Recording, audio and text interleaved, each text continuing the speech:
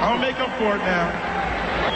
For the land of the free. Santos Escobar. Ladies and gentlemen, ladies and gentlemen, ladies and gentlemen, ladies and gentlemen, ladies and gentlemen, ladies and gentlemen, ladies and gentlemen, ladies and gentlemen, ladies and gentlemen, sound the alarm.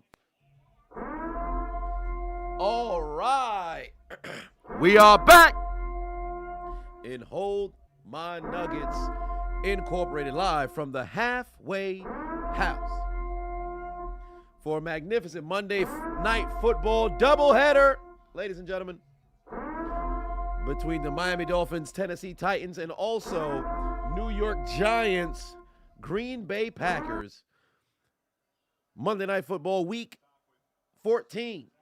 Bonanza game highlight commentary. What's going on with y'all? Good happy Monday. Good evening. How are y'all doing? Good Lord in heaven, bro. I am exhausted. I have both games on right now.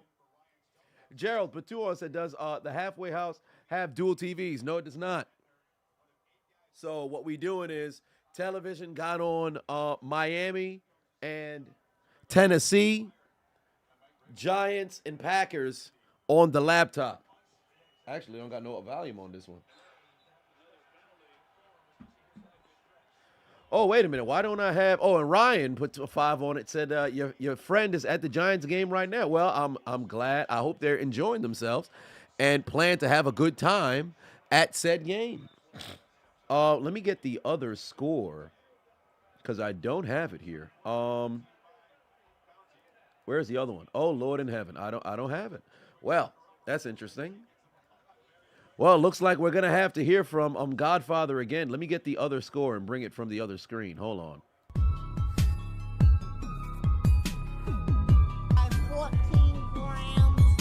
It's time once again for everybody to come aboard the hot train. Thank you very much, Godfather. There we are. Now we have both scores here. I'll put Green Bay underneath as well. No, I'll leave it over here. Green Bay, New York, 0-0. Tennessee, Miami, 0-0.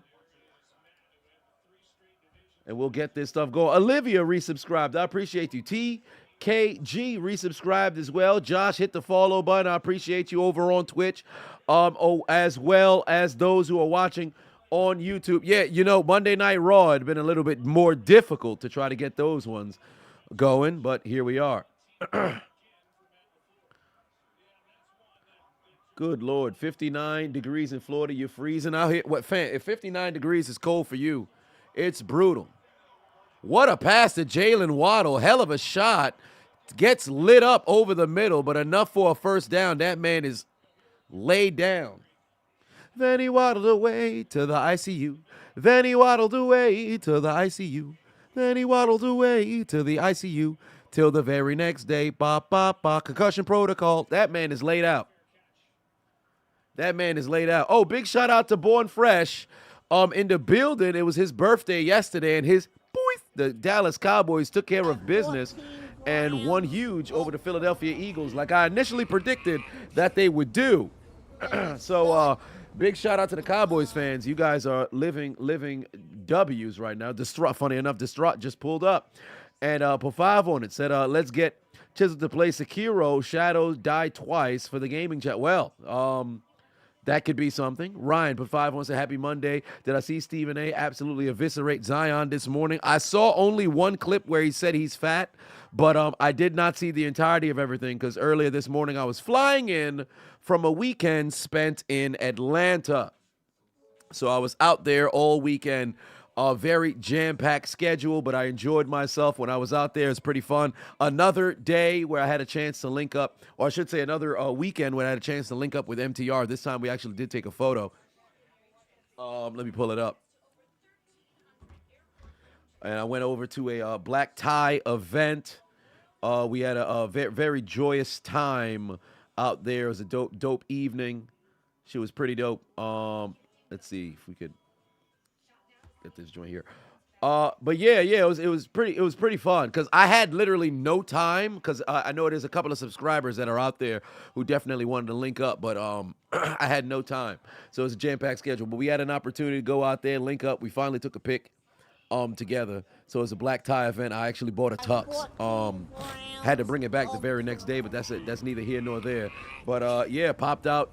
Had a good time. Atlanta's always been fun. I've never had a bad time out there, so it's always pretty cool.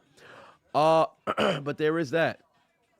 There is that. Yeah, Zion's getting larger and wider and bigger and fatter every single time I happen to see this man take the floor. So as far as I'm concerned, somebody need to get that brother dealt with.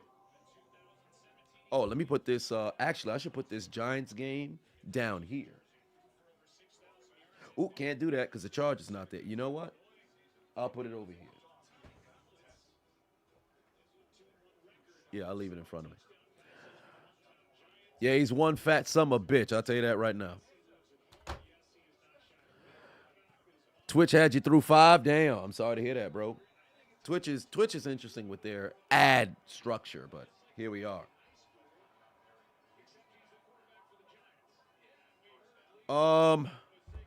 Okay, let's see what the hell the god damn.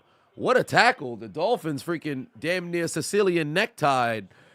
Diva! Get the tables. Nearly freaking necktied that man. Distraught Patuan said the Eagles got full watered steak meals. Ain't that the truth?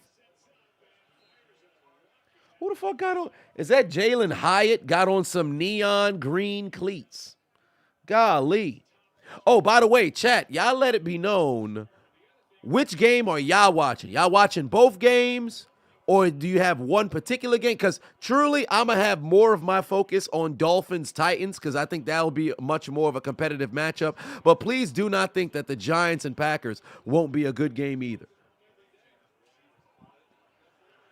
But F in the chat for Jeff Reviews and Born Fresh. Make sure y'all say happy birthday by writing F's in the chat. Or maybe put W birthday as well. For everybody who celebrated a birthday this weekend. You need Saquon to go off. That reminds me, I got some pick'ems here for the game. So let me pull that up right now. 14 grams. And Jeff, I hope you're taking a look at both chat rooms. They are writing W birthday up in there for you, brother. So here's I told you I will take a moment for us to commemorate you on a birthday, and yet here and here we are. So, whoa, wait a minute. Did I win something? I don't think I did. Shit. Oh, what do you know? Nevertheless, take a look right here. We have these are my pick'ems for today. MF Bear, what's going on? We're going to go down the list and shout everybody out. Let's just get through this here with the pick'ems and everything. Here's one of my 5. I need Will Levis to have higher than a 58% completion percentage. I'm going to need Nick Folk to make 2 field goals. Derrick Henry to find the end zone. Tyreek Hill to go over 100 yards. And then Tua Tagovailoa to not get sacked twice. Well, wait a minute. Is this man moving? He is laid out on the ground. Wait a minute. Hold on. Oh, he's moving. He's moving. Okay, he's moving. That was a little concerning. I don't like when players be laid out and they just on the ground. That shit's a little concerning for me. Here's another pick'em. I got a Raheem Mostert finding the end zone. Nick Folk making 2 field goals. And then Nick having over 20 total yards. And then lastly, this one also includes basketball. Jimmy Butler, not scoring over 28. Bruce Brown putting up at least 11. It's the third quarter. He has 10 right now. Nick Folk making those 2 field goals. Mostert finding the end zone. And lastly, Romeo finding a touchdown as well. So we shall see how things play out for me. If you guys haven't already, click the link in my description. Download the Underdog Fantasy app. Use the promo code Adonis if you have not already to make sure you can increase your chances of winning just a little bit of bread this football season. Football is back. That means Underdog Fantasy is back and better than ever. They're running their same promotion, but this time from the beginning of the season, where they will match your first-time deposit up to $100. So you put in 20, they'll give you 20. Put in 50, they'll give you 50. Put in 100, they will give you 100 and double your initial deposit. Last year, you saw it from my live streams. From November up until the Super Bowl, I won $4,172. It can't get any better than that. So make sure you click the link in my description and download the Underdog Fantasy app. Use promo code Adonis, and it will match your deposit up to $100. May you win all of your bets and let Underdog fund your Christmas.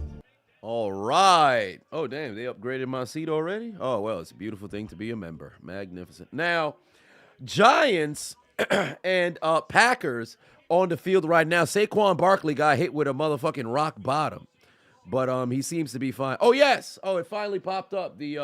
The pending miles finally. Oh, I'm breaking the fourth wall. But yeah, so I will be a gold medallion member by the end of this year. That's magnificent. But yeah, so make sure you guys go and download Underdog Fantasy if you haven't already. Am I trusting Nick Folk? Yes, yes. For those who missed, the face turn of Nick Folk back in 2020, there was a face turn for Nick Folk.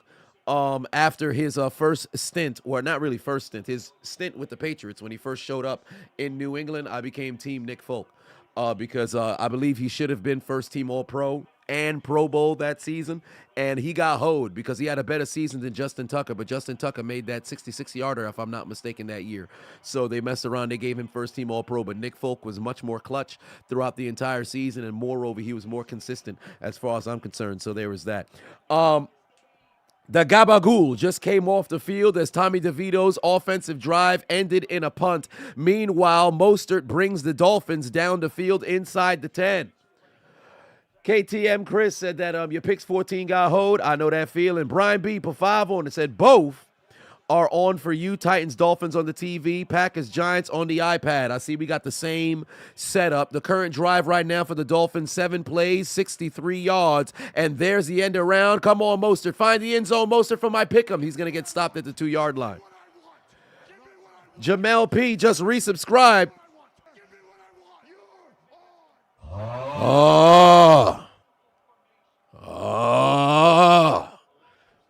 Shout out to you, resubscribing. Just subscribed for 3 months. I love my sound effects, might I add. Virgo Kid in the building. What's good? What's good? AJ White said you're watching Eli and Peyton go back to back for now. Pause. But you got an antenna on the small TV for whenever you want to see both. Oh boy, ball on the ground, fumble on the play. Wow. Yo, I had to pick him for fucking Tua fumbling the damn football, but I said maybe it's not gonna happen today. This goddamn nincompoop. Yo, the Tua pick'em on the fumble was like a 3Xer, if I'm not mistaken. No, somebody correct me if I'm wrong. Was it a 3X or was it a 2X? I forget. Oh, my God. The Tua fumble was a multiplier. I literally had it earlier, and I said, you know what? It's probably not going to happen. What's the probability of him fumbling? Oh, I'm so sick right now. Oh, I could have had more bread if I had it on the underdog pick'em. You've got to be kidding me. Tua tongue on the areola turns into Tua turn the ball over once again. You got to be. This man here looking like Desmond Ridder. What's wrong with him? There's also a pick'em for fumbling from Will Levis as well. Oh, did Kristen Wilkins just fake handshake Derrick Henry? Oh, I hope Derrick Henry runs him over. You don't do that to the king. You've got to be kidding me. Too much greasy food before the game for Tua? Oh, no. It's not greasy food. It's that, what is it, Vaseline? What is that oil that they put on top of their tattoos? Is it Vaseline? Because it makes me wonder if he had to re-tattoo that skin, I almost said skid mark. That flesh wound that he had. Whoa, what the hell going on there? This dude is wilding.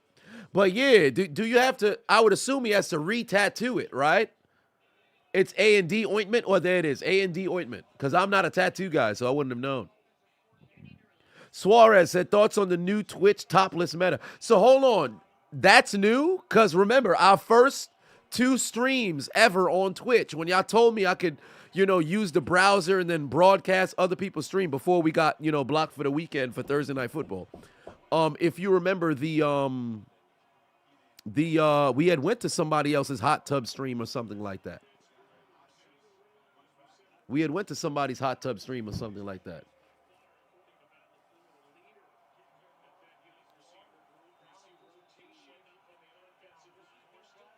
At Aquafar. That's right. That makes sense. Waiting to talk shit about the Cowboys this week. Well, stay tuned. Tomorrow, commentary drops tomorrow. Stay tuned for that. Where's the remote? I just had the remote. I've lost it. It was just in front of me. Am I in a genjutsu? Maybe I am. Oh, wow. Will Levis threw it right into his hand. That's a pick six. Oh, my Lord. This man just threw a pick six right into the end zone. What the hell was he throwing at? He threw it right to the defensive lineman. What was he throwing at? You've got to be kidding me.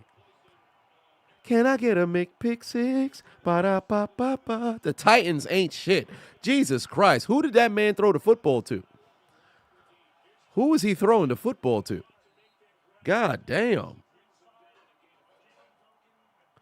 That was terrible. Absolutely terrible. That was absolutely terrible. Destroy Patuan said favorite D-Jack's moment since he retired. My favorite D-Jack moment, the punt return touchdown. Miracle in the Meadowlands too. Got to be the punt return touchdown. Who that for life? Chris Befavon said you watched that Leonard a plug and Adam 22 personal YouTube dating competition to sleep with his wife. Actually entertaining, like anticipating a NASCAR wreck. Really? Well, that's interesting. Only thing I saw was I saw 2 clips. The one where Crip Mac was Crip Mac, I guess, introduced himself. And turns out there's a petition for that man to not get arrested or some shit like that. And then there's also whoever won. What was his name? Some person named Little D had won, and I guess he revealed himself in front. And I only saw the Twitter clip. I'm like, all right, this is getting out of hand, bro. That's a little crazy. That's a little crazy. It looked like in Adam 22 house, it's about to be.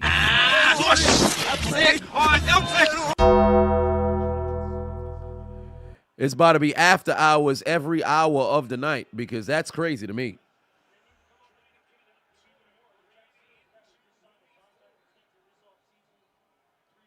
I think somebody just got laid the fuck out in the Giants game. God damn. Oh, on the punt return, it might have been, did he?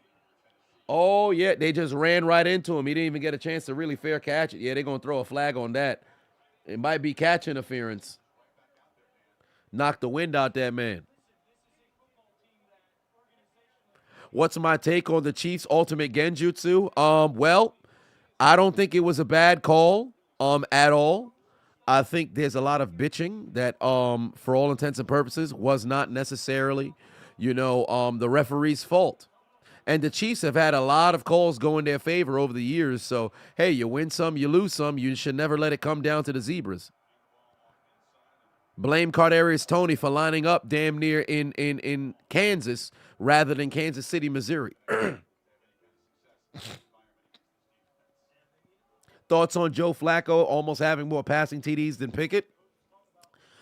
I've told you guys since the last couple of streams, I would have rather had a veteran quarterback who's been there, done that, and is relatively washed up than somebody who's never been.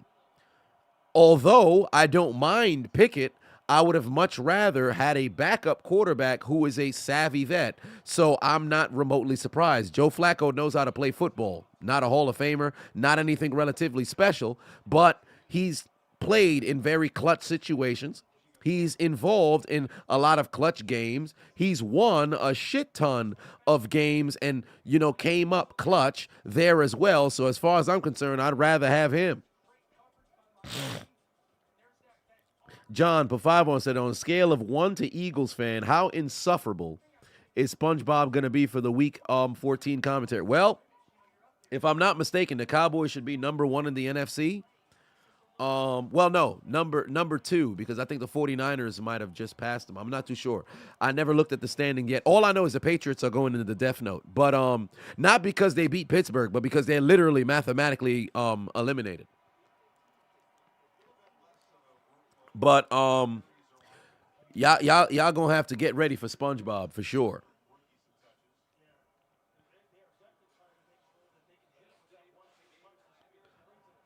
Y'all gonna have to get ready for that. Yeah, it's gonna be a road to 6 wins. Would I take Gardner Minshew? No, I wouldn't. I wouldn't. He's not a has been. He's a never has. I like I said, I need a savvy vet who's been there, not somebody who, like, for example, somebody like a Jacoby Brissett, right? You started about a season and a half, 2 seasons of football overall, but I want somebody who's been around the block, starting games for years, just got phased out of their job, or maybe they're not as good as they used to be. That's who I need to be as a backup to Kenny. So you have that person who, hey, if worse comes to worse, you can turn it over to somebody who you know can at least play football. Oh, down goes Will Levis. And it's Wilkins. Oh, he ran right into the official. They might flag it. That man is always excessively dancing, having the time of his life. Good Lord. Tennessee having a terrible start to this game. Devontae Adams has had enough. Free that man. Come to Pittsburgh, but don't do that because we're not going to throw him the football. Glad you don't get Deshaun Watson as your quarterback. Tell you the truth, I would have rather had Deshaun Watson. I ain't going to lie to you. Yo, he ran right into the ref. I'm surprised he didn't get flagged. Meanwhile, Giants offense back on the field, ladies and gentlemen. Yeah, that's what you get when you put mayonnaise in your coffee. Sack that man. Pause. 2nd and 5 for that gabagool.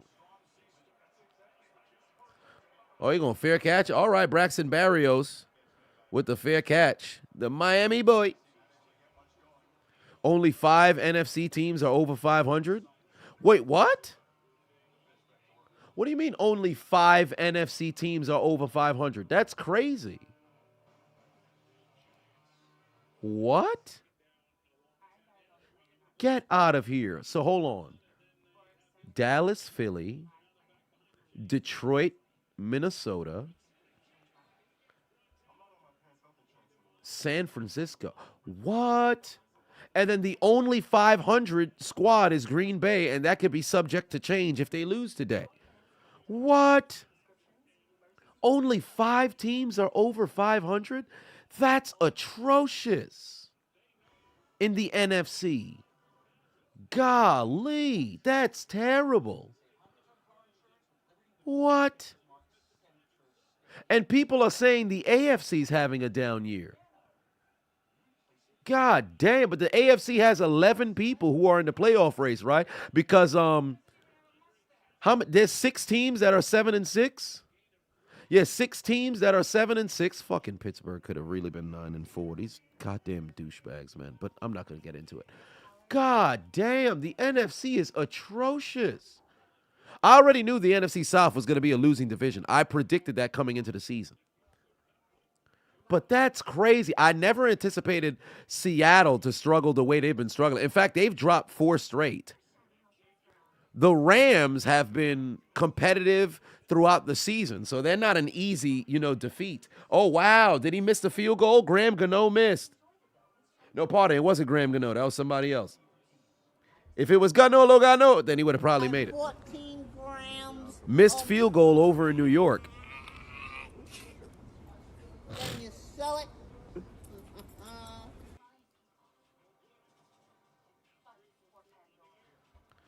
I know you don't see much Rams games, but how am I feeling about powerful Puka Nacua? Hey, that's a hell of a doggone receiver, man. Laying out, took off the gloves, put on a hell of a performance throughout the entire doggone season. That man can play football. That man can play football. And guess what? That just extended Stafford's career. Because I promise you, if he didn't emerge this season, the Rams would have definitely been looking forward to possibly moving on from Stafford. A C Omega Prime gifted And a Stafford tailwind might have really considered subscription to messing around and Force. retiring. But now that you got Puka Nacua, you got Cooper Kupp, hopefully next year he can play the entire season without injury. You got an opportunity here. Yeah, I did see that clip. So that was the only clip that I saw from Stephen A. where he said he would eat the table. It was 26 seconds, if I'm not mistaken. Jules Batuan said, live from Hard Rock, it's loud, fins up. Oh, wow, you're also at the game. Or were you the first one who had said you was at the game? It might have been you. No. Oh, no. Ryan said that you had a friend at the Giants game, and then Jules is at the Dolphins game. Well, what do you know? Enjoy yourself, man. And by the way, Jacksonville has a pool in there. In their stadium. Does the Hard Rock have anything? Because aesthetically, the stadium looks incredibly appealing. So is there something that's going on in there? My sneezes sound like farts. Well, when I was at the Botanical Garden in Atlanta last night, I didn't anticipate that how cold it would be, and I was legit just wearing a turtleneck. So I fucked myself. So there's that. No, of course there's no pool, but I'm just interested if there's something that's incredibly aesthetically, appealing that's up inside the stadium, because it just seems like it's a nice stadium.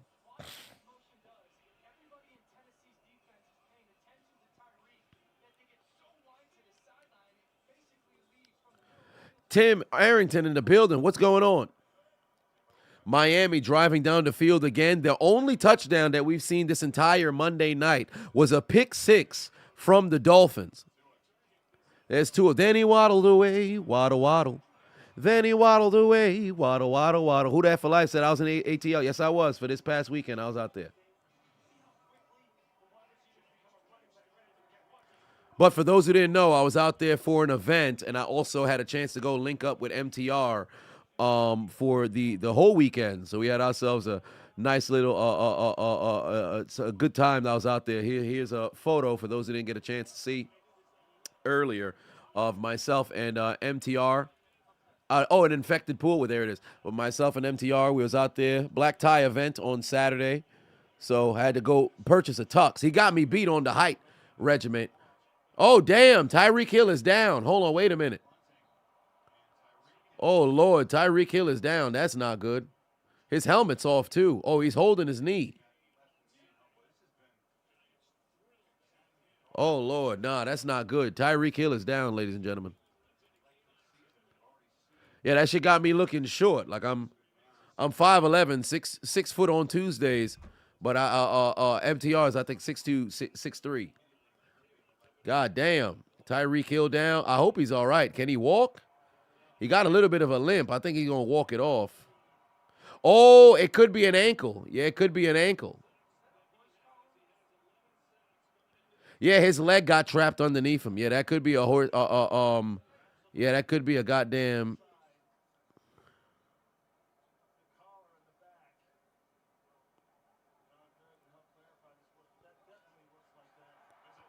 Oh, son ran and jogged over. What kind of freaking Sinzu bean did he? That dude got a damn Sinzu bean in his spirit. That man's angry. Now they got a mad Tyreek Hill. Jag Swagger in the building. What's going on? Yeah, no, I don't even think it would be a high ankle sprain because it might be a low ankle sprain, which you can play through. You can play through a high ankle sprain too, but it's not going to be very fun. I ain't going to lie to you.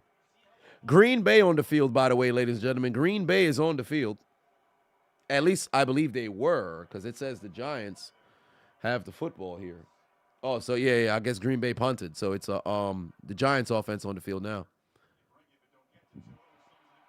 Jalen Waddle might just have himself a day today. What's the worst pain I ever experienced?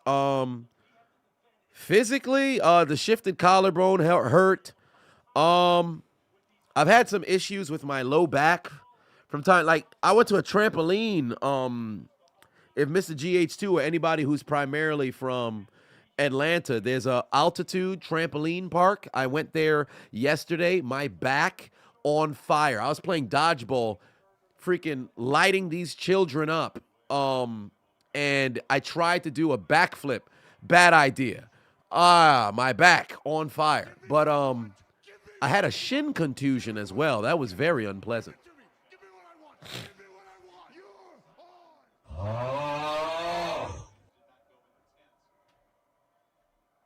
Sierra said I'm old. What you mean by that? Nomitage just subscribed for 2 months. Philly had that cheesesteak grease on their hands the way they was fumbling last night. Yeah, that shit was bad. They couldn't protect the football whatsoever. They earned that L.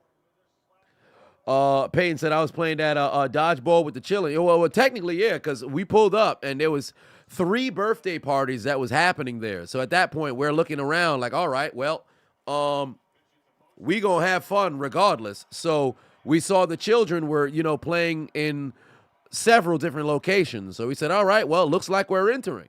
Picked up the dodgeballs and started making some kids cry. It's an evening well spent. Mark Jackson, Patuan said, who are my pretenders / contenders this season? Well, week 14 is coming to a close today. So the very next stream, Thursday Night Football, I can finally give you my predictions for what I look at this season turning out, the postseason. I can tell you what my look on the postseason will look like, because as far as I'm concerned, it's not until week 14 that I can have a full summary of what's going on. So there is that. Yeah, I was a Peyton Manning on the SNL channel. Absolutely, bro. That joint was hilarious. It was myself, MTR, and then also one of his good friends, and we were just lighting these children up, bro. That joint was hilarious. There was one kid who kept thinking like, oh, he caught me a couple of times. I said, I bet I got something for you.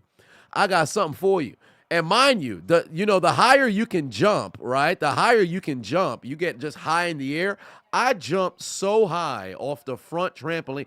When I tell you I was probably like 10 feet in the doggone air, I was up there and I freaking did some anime-like throw towards this man. I caught him right in the back of the head. I think he might have been concussed. I hit him right in the square in the medulla oblongata.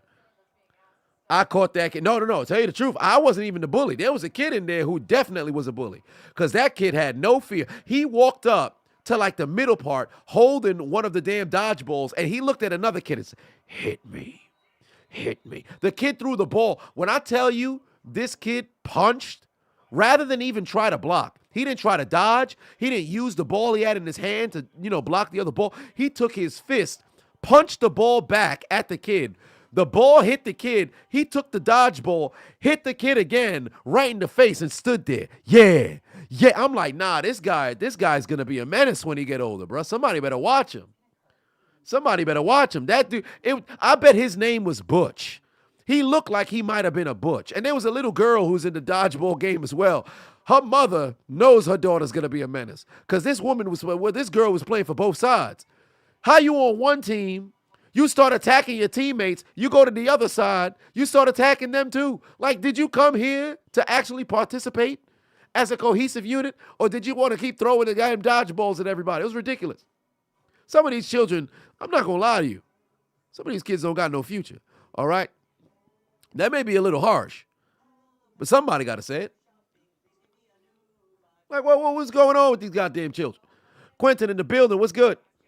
Yeah, she was clearly out for blood. Like, she stood behind people, and then she would just take the ball. Now, mind you, she was probably like maybe 5, 6 years old, maybe younger. Might have been 4. I don't know. But all I know is that she walked around with the ball.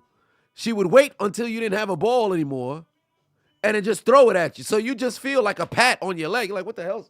What's going on? She just stand there, biting her hair. I got you. Like, oh, you mother. I almost hit her with the Kinshasa, bro.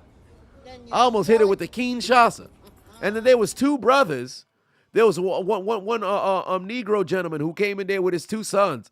The elder son just kept beating up the younger brother for no reason. Like, they didn't even get a chance to really play dodgeball. Son said, I'm here for the smoke.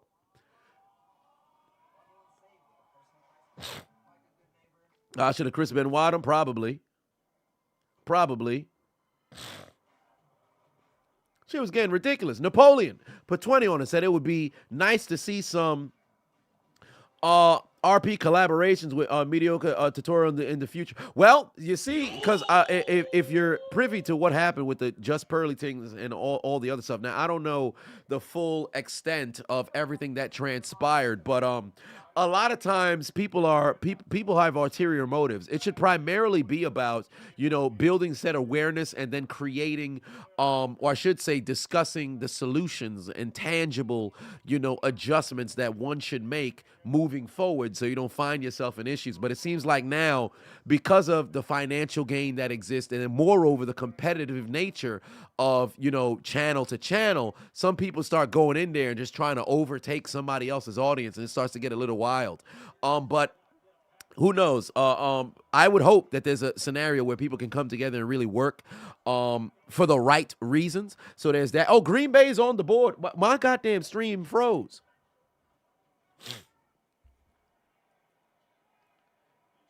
My stream for the Green Bay and Giants game froze. Why is that? How I get an advertisement from Marcellus Wiley just come up out of nowhere? How did Green Bay score? Hold on, wait a minute.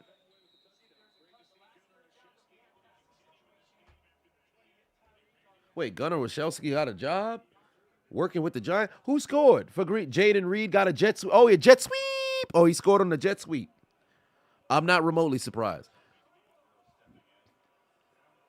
Oh, I'm a whole minute behind on my stream because it's the end of the first quarter, but the Giants just came to the field.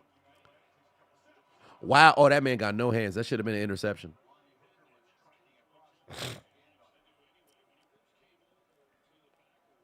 Matt said, I walked in there like Macho Man. I got you for 3 minutes. Ooh, yeah, I got you for 3 minutes. Snap into it, string gym. How do you not catch that? Somebody tell that man to go find his hands, bro. That's a pick six right there. This man can't catch. That's why you playing defense, bro. That's why you playing defense. I bet he had dreams of playing offense when he was growing up.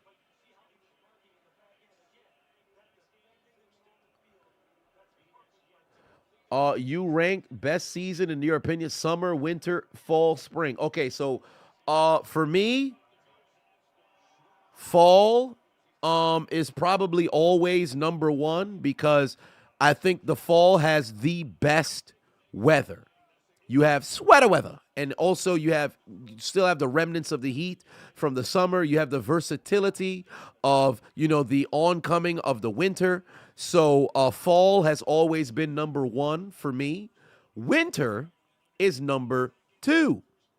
Summer, number three, and spring, number four. I've never really been a big fan of spring. Spring always seemed like just I've never really been somebody who has allergies, but I've been surrounded by people who've had allergies, and when the spring is on the horizon, motherfuckers just be getting sick left and right, and I don't like it.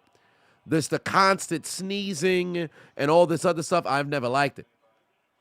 Truly, winter could be number one for me because I really like the cold. I absolutely love the cold, but fall just has that versatility that's there. So fall is one, winter is two, and summer, because obviously summer is supposed to be that fun vibe kind of situation. But the reason why it falls into three is more often than not summer, because I'm a football, basketball fan.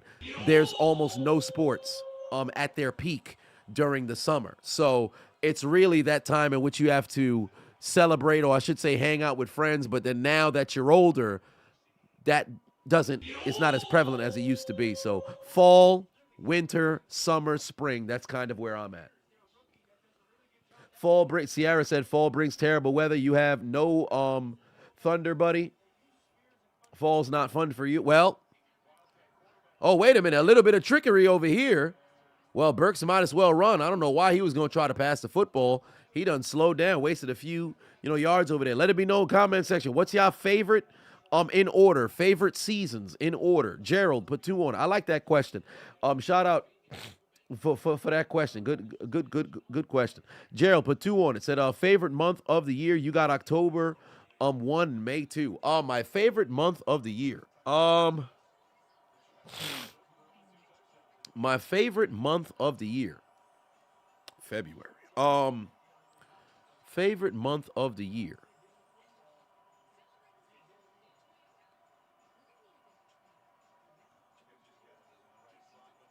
I'm not very festive, but I really like December just because it's the close of the year. It has nothing to do with holiday. So I really like December.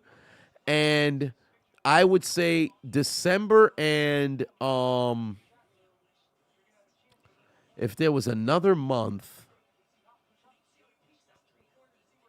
December at 1, probably June at 2, because that's also going into the midway point of the year. So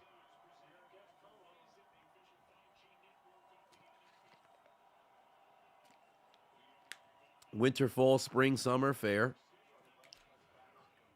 Fall, summer, winter, spring. Okay. Winter, fall, spring, summer. All right. January does mostly broke. Well, yeah, you get into that beginning of the year without that much said money. That's not a fun time. Then you sell it. Second quarter, yeah, I'm 2 minutes behind. They just took the very first snap, but on the top of the screen on the Miami game, I see they're at the 13th minute, so I'm 2 full minutes behind.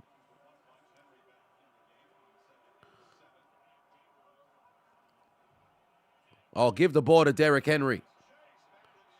Or they might have had a second interception if Christian Wilkins ain't make it there. Brian put 5 on it, said fall, spring, winter, summer, July and August for you. Days of 115 plus degrees at your house. Oh, geez, Louise.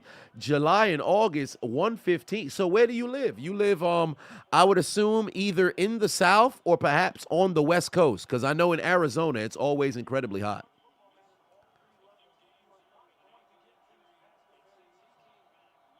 Who better, D-Block or Dipset? Probably D-Block. Although I'm not heavily into, that's more of a question for the unchiseled Adonis. But I've always rathered D-Block than Dipset. Will Levis got his man. They should have the first down. Get the first down. He got it. And he protected the football. Good job. Damn, Rudy said, you like that baby mama or that baby making weather. Oh, Lord. A derping touchdown. Oh, wait a minute. Who ended up scoring? Was it the New York Giants? It couldn't have been the Titans game. I haven't seen it yet. It hasn't popped up on my screen. I know I'm 2 minutes behind on the Giants and the Packers, but that's what happens when you stream and you don't have any goddamn cable. Oh, yeah, it was a Giants touchdown. It was Saquon Barkley. Yeah, I'm still 2 minutes behind. I see it says the 6 points is up on the screen, so I have to find out what happened. And now I got Tommy DeVito scrambling. Oh, good pass right there. Jalen Ramsey got airborne for no goddamn reason. Huge catch right there from Moore moving the chains. People on the equatorial line don't have seasons. Fair enough, they don't. Brian Patua said, you live in Yuma, Arizona, sunniest city in the world. Well, there it is. I had a feeling it was Arizona. Theo Holmes Patua said, did I hear about the baseball player getting $700 million? Ain't that the Oshan? I forget his name. But, yeah, big shout out to him. Big shout out to him. I think it's earned because if I'm not mistaken, he brought a lot of more interest towards baseball because he's a very versatile player. Oh, yep. I see the Giants touchdown is coming up right there. I see the Giants touchdowns coming up right now. Ohani. Yeah. There's the Saquon Barkley touchdown. It's a tie game, ladies and gentlemen. Tie game. 7-all. 7-all. Tie game. Then you sell it. My bad, Payne. All the purists. Oh, wait a minute. Oh, I don't think he actually, he didn't re-tattoo the gash because it hasn't fully healed yet. But the Titans driving down the field. I need a Derrick Henry touchdown. What the fuck are they doing, bro? They're too telegraphed. They are way too telegraphed. The Titans need to change up their offensive philosophy, but that's what happens when you got a rookie quarterback. He's not going to go out there and call an audible. Look how telegraphed this play was, bro. This could have been intercepted.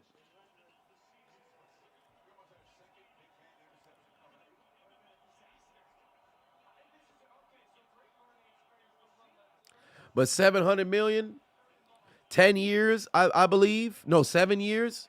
$700 million or 10 years, I forget. But one way or another, great goddamn deal. I'm happy for him. As far as I'm concerned, he's earned every single penny of it. Oh, Lord. Oh, Levis escapes the rush. Go, Levis, go. Go, Levis, go. Oh, and he lowered the shoulder on Ramsey. Okay. Oh, what the hell? Nick Chubb throwing his helmet off. That might be a first down. Bradley Chubb took his helmet off too early. That's going to be an automatic first down. It was going to be fourth down. This dumbass took his helmet off way too early. That's the power of CTE.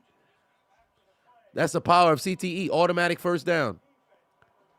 Automatic first down. What the hell's wrong with Bradley Chubb? That dude's an idiot.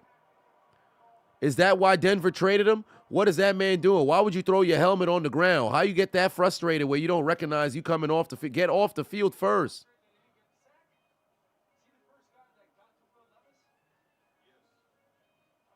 Look at this nincompoop, bruh.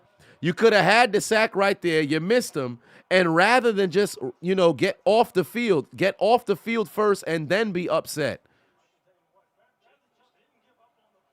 Get off the field first and then get upset, bruh. You just extended the drive. I hope they're able to find Derrick Henry. Give the ball to Derrick Henry.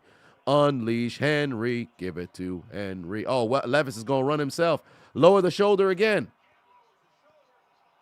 Oh, DeAndre Hopkins picks it up. You know what's funny? Give me Will Levis any day of the fucking week rather than Mitchell Trubisky. Give me Will Levis. You see that right there where he lowered the shoulder? Remember that third down play when I said it on stream and Mitchell Trubisky looked behind him, then slid down? Fuck you, man. Get Mitchell, I'm not a bitch Trubisky, the fuck up out of here. Get me somebody who got a little bit of heart. Give the football to Derrick Henry. Give it to Derrick Henry. Give it to Derrick Henry. Come on, Derrick Henry. God damn it, Derrick Henry. There's nowhere to go with the football. Well, we're not going to get a Derrick Henry touchdown. It's not happening. Raw is Punk. Oh, CM Punk just came out. Well, there it is. Yup, we're not going to get a Derrick Henry touchdown. They didn't even really try on that play. As far as I'm concerned, somebody else is going to score. Somebody else is fixing to score here.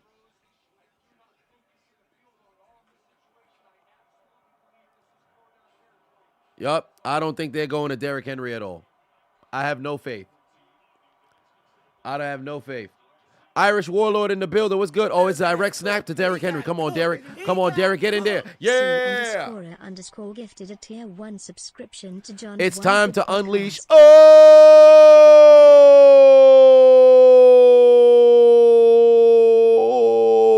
Henry for the touchdown. Which touchdown is that? Number 86 for his career?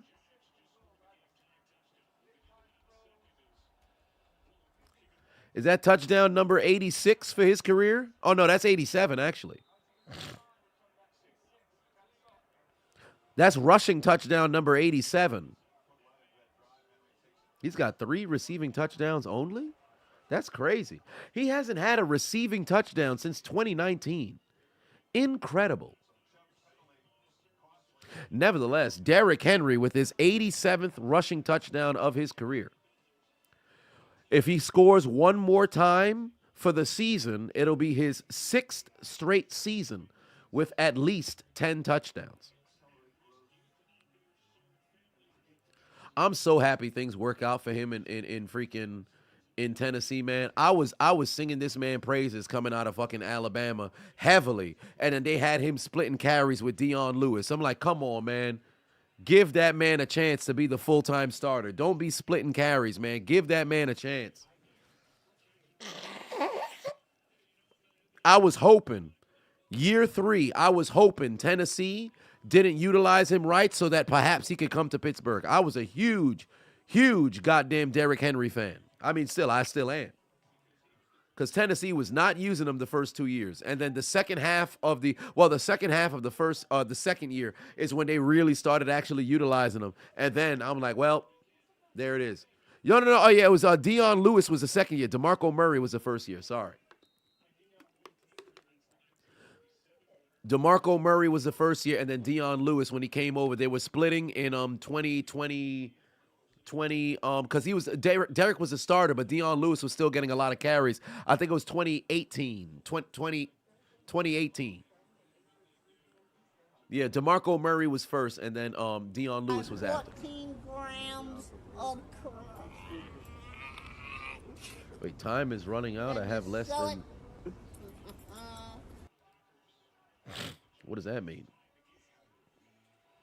Oh, that ain't got nothing to do with me. Raw's getting good right now. I'm gonna watch it tomorrow morning on the plane because I have to go to Miami to go tape Assiduous. So it's literally straight from Atlanta right over to Miami. But nevertheless, it's gonna be a quick turnaround. Would I trade him? Who would I trade him for? No, I don't want Derrick Henry now. It's too late for me now. It's too late for me now. I think he's still relatively effective, but I like Warren and Najee Harris. And I know a lot of people rag on Harris, but he's getting better as the weeks are progressing, and I think it's a mentality situation. And Ben Roethlisberger talked about it magnificently, where he said there's nobody on offense who really embodies that the personality or the essence of what it means to be a Pittsburgh Steeler. Who that for life, Chris? Put 5 on it. Pardon me, put 2 on it. Said need CM Punk to sign to Raw Seth versus Punk. You need it? Shit, I need it too. I need it too. Oh, I just got able to use my timeout powers on that all streaming, here channel. Who the Steelers playing next? That's a good question. Whatever it is, piece of me feels like it's going to be an L. Barrios takes it out. Can he make a play? No, he can't. Is that Chase Claypool?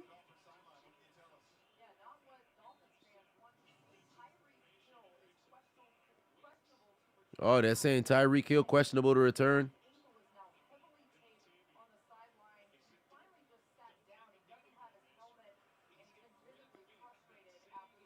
Yeah, they're probably not letting Tyreek Hill back in. Justin put 5 on it, said 350 in here, only 120 likes. Come on, man. This man's the GOAT. Well, I appreciate you. Yeah, hit that like button if you haven't already hit that like button. 14 grams. Love was down. Of Oh, is he? Right. Oh, it's the Colts next? Oh, geez, I'm concerned. Then you sell it. But then again, they're a team that has a winning record. So as far as I'm concerned, watch Pittsburgh actually come out here and play football. Great run right there from Mostert, picking up some yardage right here. I'm still 2 minutes behind on Green Bay, so I haven't seen anything yet. I see they're frozen right now at the 7:12 time mark. Right now, it's 8 minutes on the game, and Tyreek Hill's still on the bench.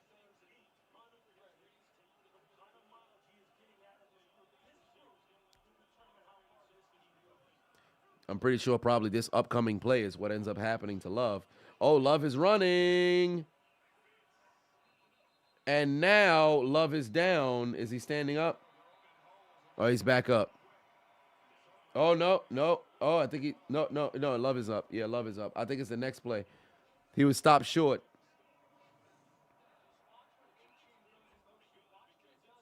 He was stopped short.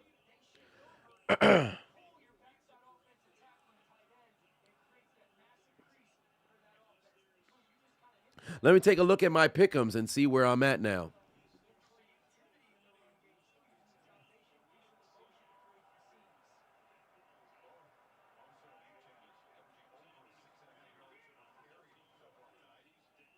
What the hell is Bruce Brown doing? Oh, my God. I can't believe it. I can't believe it. Bruce Brown is about to screw me, bro. Then again, Nick Folk ain't kicked no field goals, but Bruce Brown about to literally screw me. We entered the third quarter. This man had 10 points. He only made a free throw. A free throw. All he needed was 2 points. Jimmy Butler obviously disappeared in the next game. Didn't need to, I guess, perform. But Bruce Brown about to screw me right here. Forget Nick Folk and Raheem Mostert or whatever the case may be. This dude about to screw me over. Over here, Derrick Henry got me my lock. Tua has already taken 1 sack. Pause. Hopefully he doesn't take another. Derrick Henry's got that touchdown. I need Will Levis to throw over 58% completion percentage. And then, of course, Nick Folk makes some free field goals. But Tyreek Hill actually, well, this one's insured. So I just need 4 out of 5. So I need Nick Folk and Will Levis to get busy. I don't think there's a single soul who would have bet the under on the lower on Tyreek Hill. Nobody under the sun would have bet the lower on Tyreek Hill.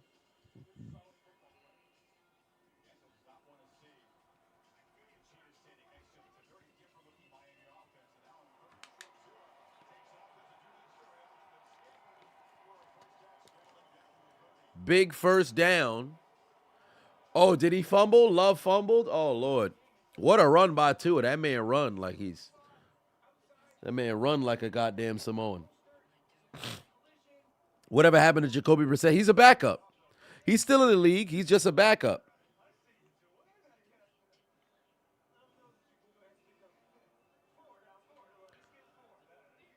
And he runs like a Samoan. So he runs like he's a pissed off human being. Oh, golly, look at the scab that's on his arm. Listen, if I was playing defense, all I'm doing is picking at Tua's scab.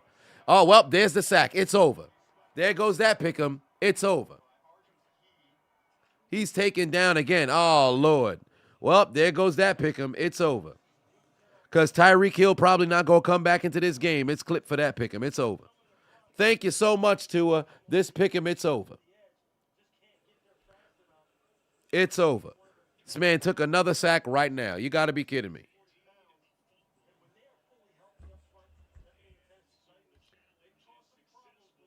Well, it's a fumble on Jordan Love.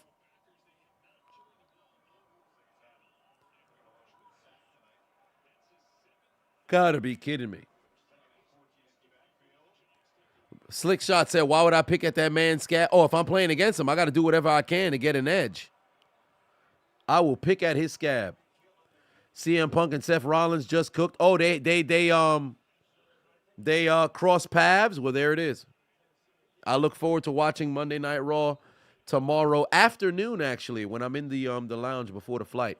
Because tomorrow morning is going to be predicated on recording the commentary, because I haven't had a single piece of recording to allocated towards the commentary.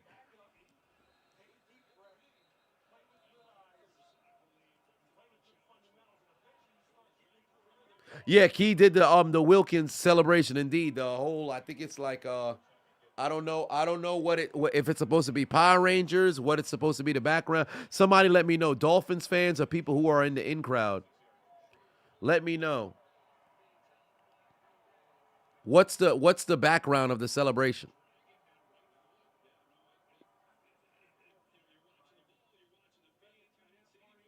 What about Tyler? No. Nope. Like I said, I want somebody who's a starter, who's accomplished something in the league. Somebody who's accomplished something in the league. Oh, it's Power Rangers? Well, there it is.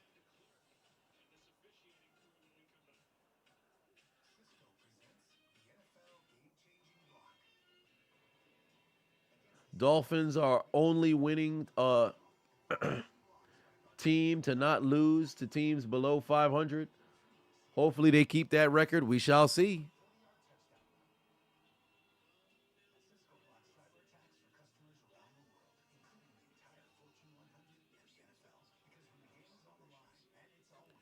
We shall see.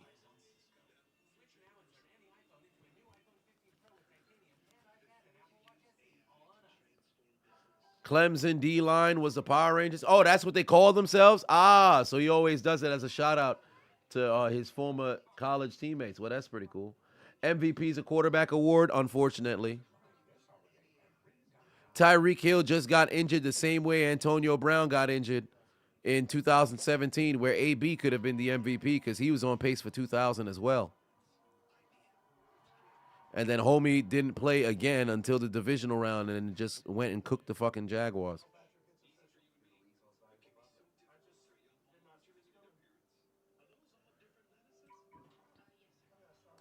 It's going to be a quarterback. If it's Brock Purdy, I ain't going to lie, I'm going to feel a little weird. But now you have to look at the field, like who's out there, because Christian McCaffrey was on a tier for a good minute. And then I don't want to say he's fallen off, because he hasn't fallen off by any estimation. But Christian McCaffrey's stock isn't as high right now as Brock Purdy's stock is at the moment. And there's not a defensive player that's performing so incredibly high to where, they're in the conversation as well. Justin put 2 on it. Put 10 on it. Said you was at the Steelers game on Thursday. It was depressing. Oh my God, it was bad. I had a couple of people email me that was going to the game as well, and they were just they were like, yo, you coming out to Pittsburgh? I was like, nah, I'm not coming for that game, dog. And I was really considering going to the game, but I would have lost my mind. If I was in the stadium, I might just rush the field, bro. I might have just rushed the field, bro. Like, I really hope news were to break that a fight breaks out in the locker room and motherfuckers is fighting. Because you got to have some sort of pride about something, dog. That shit was disgraceful. Sarah said, you think Prince sounds better than Michael Jackson? Oh, Lord. I mean, I tell you the truth, a lot of people don't believe it's an argument. As for who's better, I think you could actually have an argument. Oh, my God, the kick is blocked. The kick is blocked. Ricochet is blocked. Wait a minute. Set some blocks. What the hell was 2 doing? Why would you go push somebody after the play? What are they doing? Hell of a job to go block that field. It looked like it was fixing to miss regardless, but hell of a job to go block that field goal.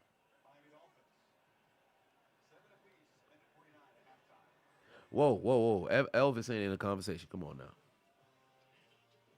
Elvis wasn't no damn, he was just an entertainer. That man was nothing special. Now, Jerry Lee Lewis. That's a little bit better. You said you think Prince sounds better than MJ, has more hits, especially because his career started at like 6 years old. He always had the spotlight. There was no debate. Prince was more talented in your opinion. That's fair. I think that's fair. I as far as I'm concerned, I love the both of them. Both had magnificent music. And Prince is one of those individuals who knew from the start how corrupt, the music industry just so happened to be. And as far as I'm concerned, both of them dudes got poisoned and deleted up out of here.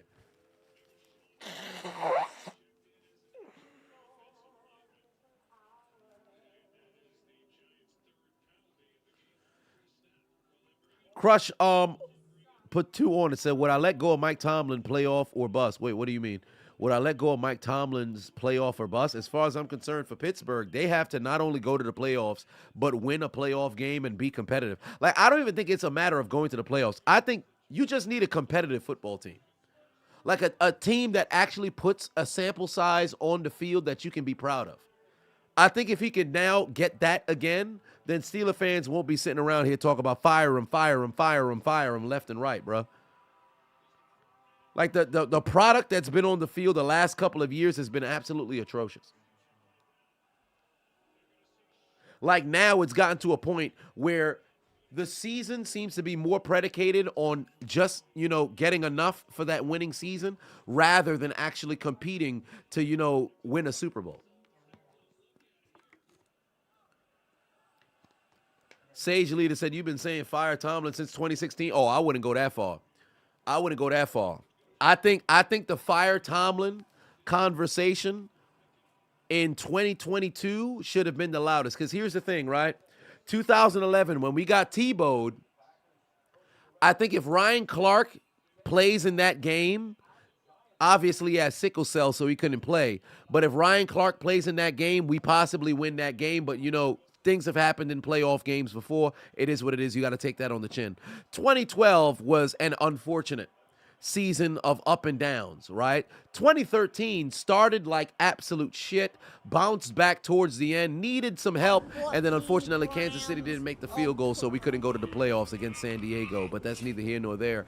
But 2014, if Le'Veon Bell doesn't get hurt, and when Reggie Nelson doesn't hit, Le'Veon Bell, hey, we could mess around and possibly beat Baltimore in the playoffs that season. I'm not saying it's a guarantee, but at that time, Pittsburgh had Baltimore's number in the playoffs, but it is what it is. Every dog has their day, and it's always going to be competitive. But 2014, you could chalk that to injury. 2015, Le'Veon missed the beginning of the season, finally showed up.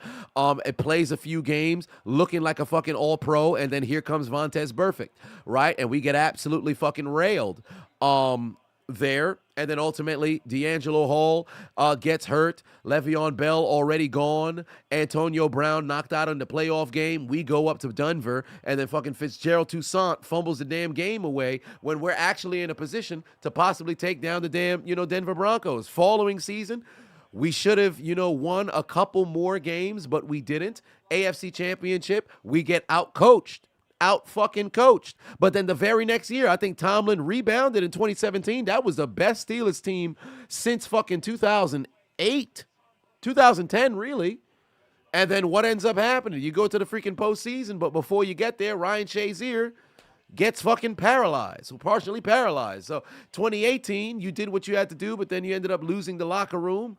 Because freaking Le'Veon Bell sat out, still was relatively competitive, and then all of a sudden AB has his damn debacle. You have late game freaking big time L's against I believe it was Green Bay. No, it wasn't Green Bay. It was New Orleans, and there was a game before New Orleans. And 2019, you lose. 2019 was the AB gone, all this other stuff. We had to play with, I forget who it was, but it was not very appealing. Oh no, 2019 Ben got hurt, right? And then somehow Tomlin had us at 8-5, and then fucking Duck and Mason Rudolph couldn't finish the season strong. 2020 we 11-0, but the whole offense was a fucking fraud the entire time. So you're kind of hoping that something can turn around. And of course 2021, Matt Canada activated. So it wasn't until last year where I'm like, yo, this talk about Tomlin needing to get the fuck up out of here. Yeah, it was Oakland. Thank you. It was Oakland. That's what it was, because that was Boswell's worst season.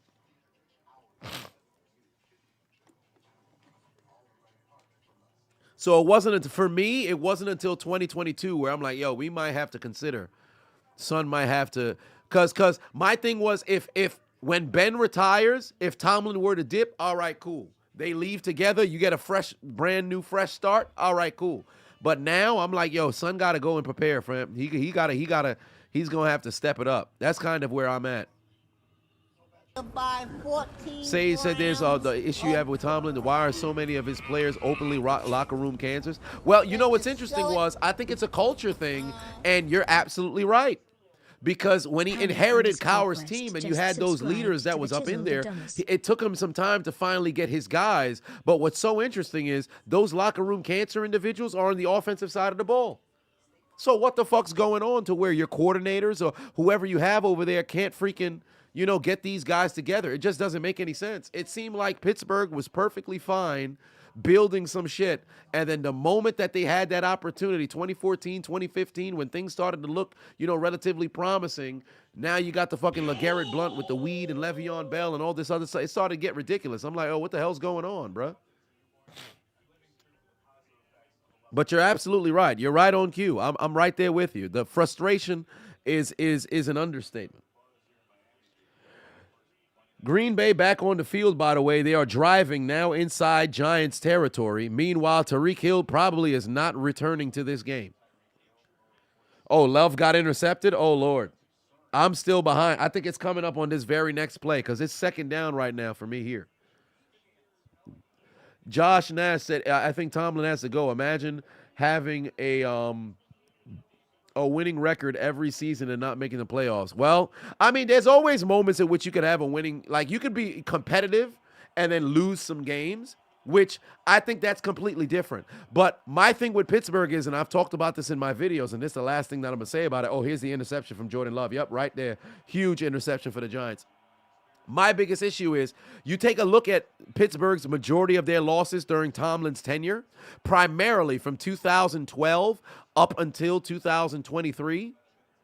You probably got maybe 8 to 9 times where Pittsburgh was actually blown out. Like they didn't have a chance from the start. Damn near everything else, it's Pittsburgh shooting themselves in the foot. Like this, we all know there are turnovers where a quarterback can get sacked. The defense could just out-scheme you. A player can make a hell of a play.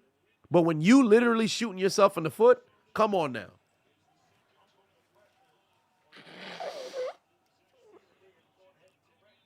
Would I call Tomlin the Black Mike McCarthy?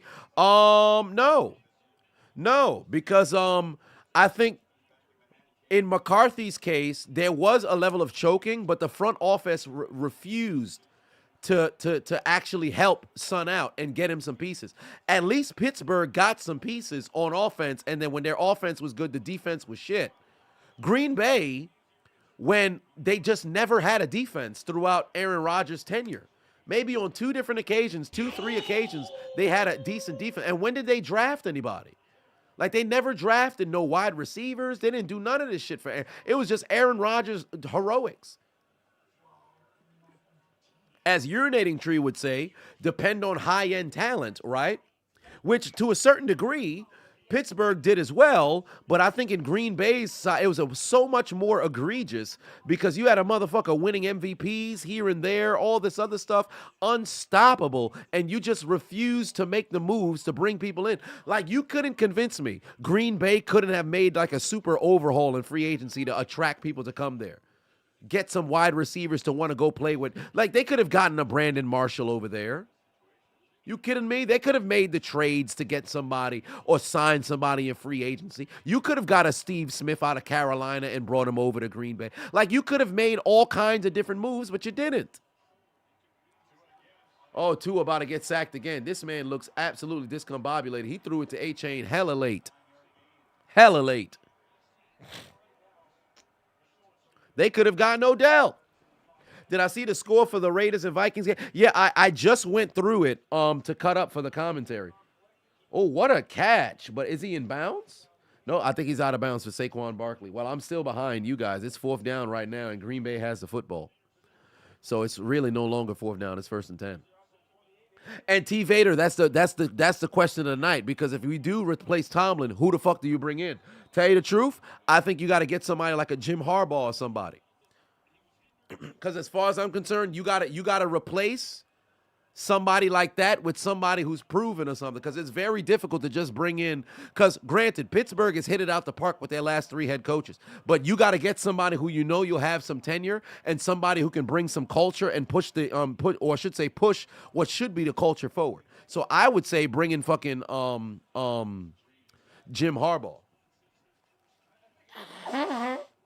But it all depends on how Tomlin finishes this season.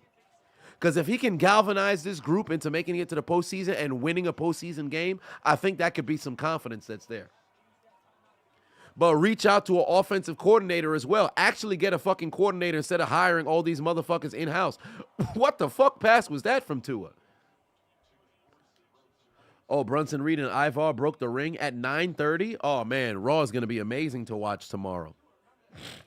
Do I think the 49ers are the NFL version of the Celtics, who always have the nice stacked team who do nothing in the playoffs? I can't say do nothing, because the 49ers went to the NFC Championship 3 out of the last 4 years, and they also went to a Super Bowl as well.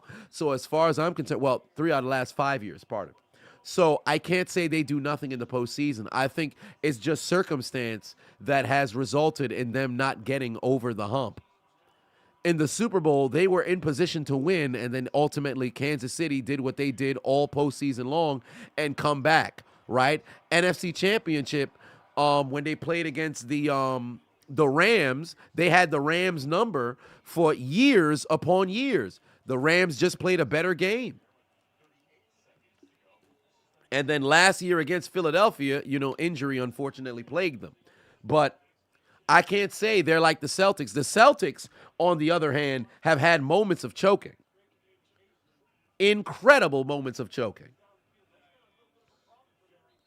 The Celtics were more like the Green Bay Packers of 2010s. Oh, what happened? Zach said, what happened to Tyreek Hill? He rolled his ankle, or I should say that he got tackled and they dropped all of the body weight on his ankle, thus resulting in Tyreek Hill being what will be done for the game.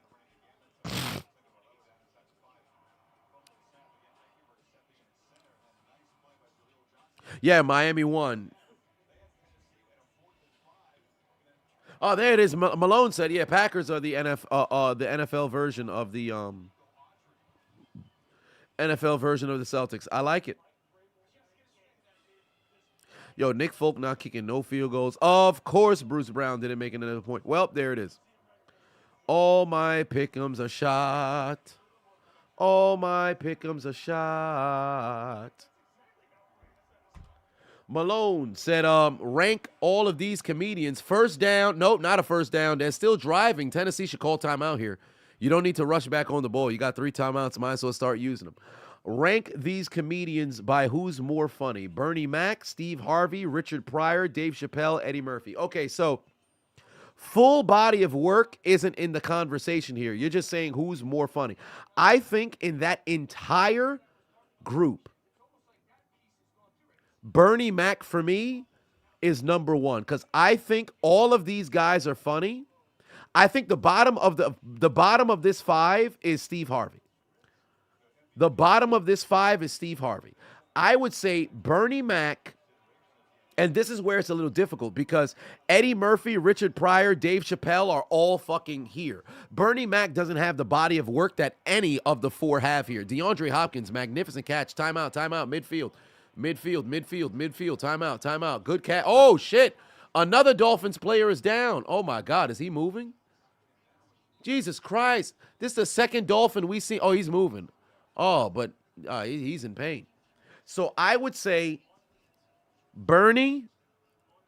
Chappelle's perspective is very. Oh, Panda Quest also subscribed. I appreciate you. And Sierra gave out a gift earlier. Boy. Okay, so I would say Bernie because I think Bernie is the most hysterical. Just day by day funny. I think Bernie. Fuck. Richard Pryor. God damn. Eddie got the fucking Dave would be so funny in conversation, but so would be Eddie. This is tough. All I know is Steve Harvey is last. But Jesus Christ. Golly. No, yes, Eddie is underrated because he only like the 2 he did those 2 special and then he left and went into movies. Golly, that's tough. All I know is Steve is last. I feel like I have to keep saying that. You know what? I'm going to go Bernie. Fuck. Bernie, Pryor, Chappelle, Murphy, Harvey. God, that's tough. That's tough. But I think stand-up wise, Dave. Stand-up wise, Dave. Well, body of work, Dave. Or Chappelle, Pryor,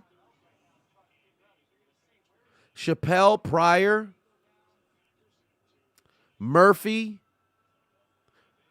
then, despite he ain't got no isolated special, I'm still going to put Steve Harvey last. Bernie, and then Harvey. Everybody knows Steve is last. But that's a good one. The top 4, that's a good one. Steve Harvey, yeah, you can move him.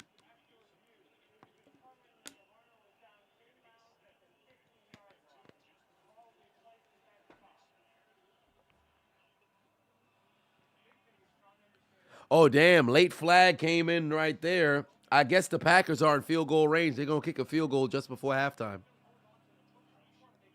No, I'm not leaving out Chris Rock or Chris Tucker. That's just the names that was presented. I'm just doing it based on the names that was presented.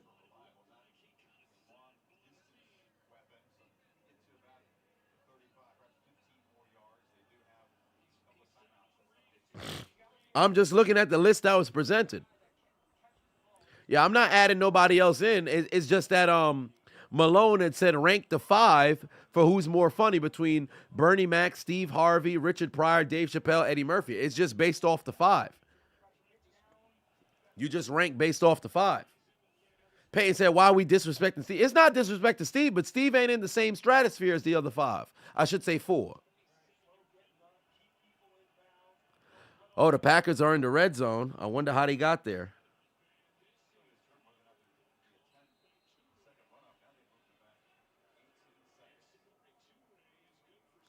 How do I feel about the original Kings of Comedy? If I'm not mistaken, isn't that Bernie, Steve, Ced, and D.L. Hughley? I always thought D.L. Hughley wasn't as funny as Steve. but DL Hughley had his moments. I just think on a consistent basis, Steve was more funny than DL Hughley. Cedric was number 2 for me, and Bernie will always be number 1. Cedric had moments in which he could be number 1, but very, very, very dope overall. I liked it. In fact, I watched it a couple of times, primarily for Bernie.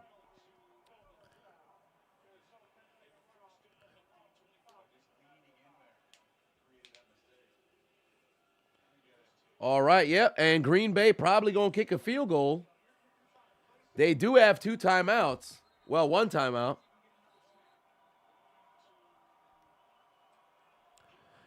First and 15. The Titans are going backwards. They got to, come on, Levis.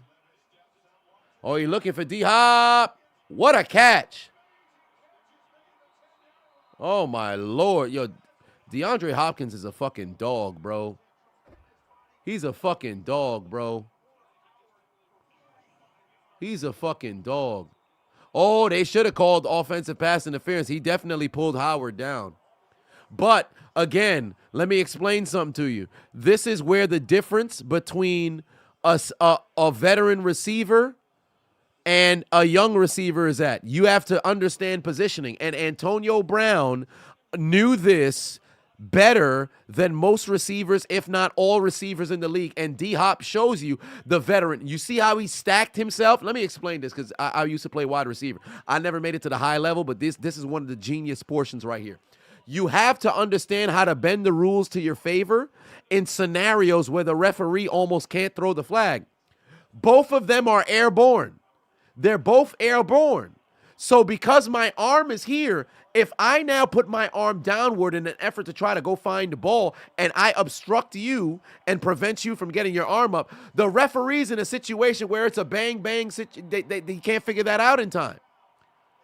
So since that's the case, you get away with that. Remember how AB used to always get like that offensive pass interference, but he's running, quick stab as if it's in stride of his arm moving.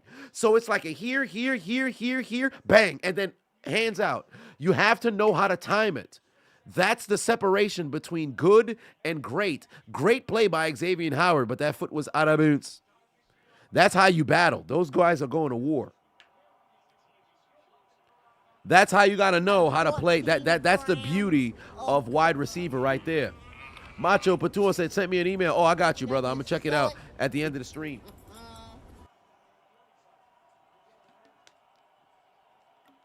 AB had that push off to a T.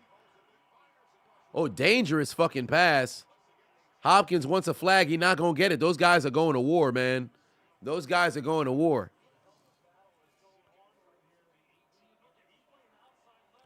Oh, great fucking. Yeah, you know what's funny? That's just unfortunate feet getting tangled. That is not pass interference. Hell of a job by Xavier Howard to go undercut that. DJ, Hop should have flattened that route. Hop shouldn't flatten that route. Oh, yes, Nick Folk coming out for the field goals. We need that. Come on, Nick Folk.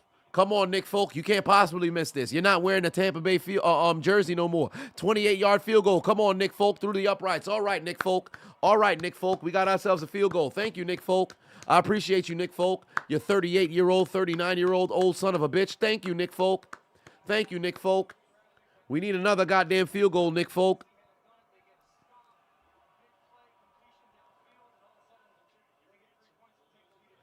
Panda said that's facts. That's a vet play by Hopkins. Yup. A lot of people are going to complain about it, but technique is the difference between good and great. I've always echoed this. If there's one thing that I took away from playing in college, the one saying that I'll never forget that I'll apply to every portion of my life. You got to know your alignment. You got to know your assignment. You must know your responsibility. Once you get to this point, and you understand alignment, assignment, responsibility. In this situation, alignment is what is at the marquee. Because when you recognize where you are on the field, you know exactly where the officials are. You recognize with the trajectory of where the ball's going to land. You have an idea of how your body control is. You see how the defender, where their body just so happens to be. Now you can manipulate them.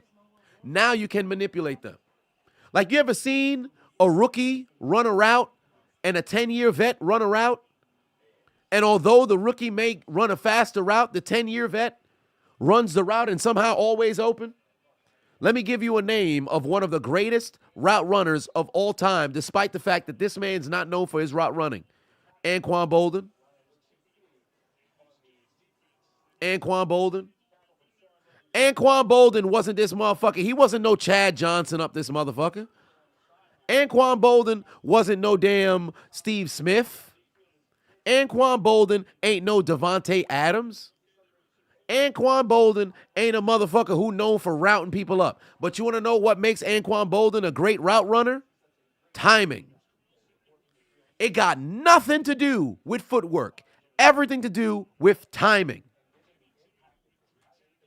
You go back and watch Anquan Bolden run routes. For whatever reason, this man always open, always finds the seam. You run Anquan Bolden against a zone, I promise you he's going to find a hole in the damn coverage. Because timing was everything.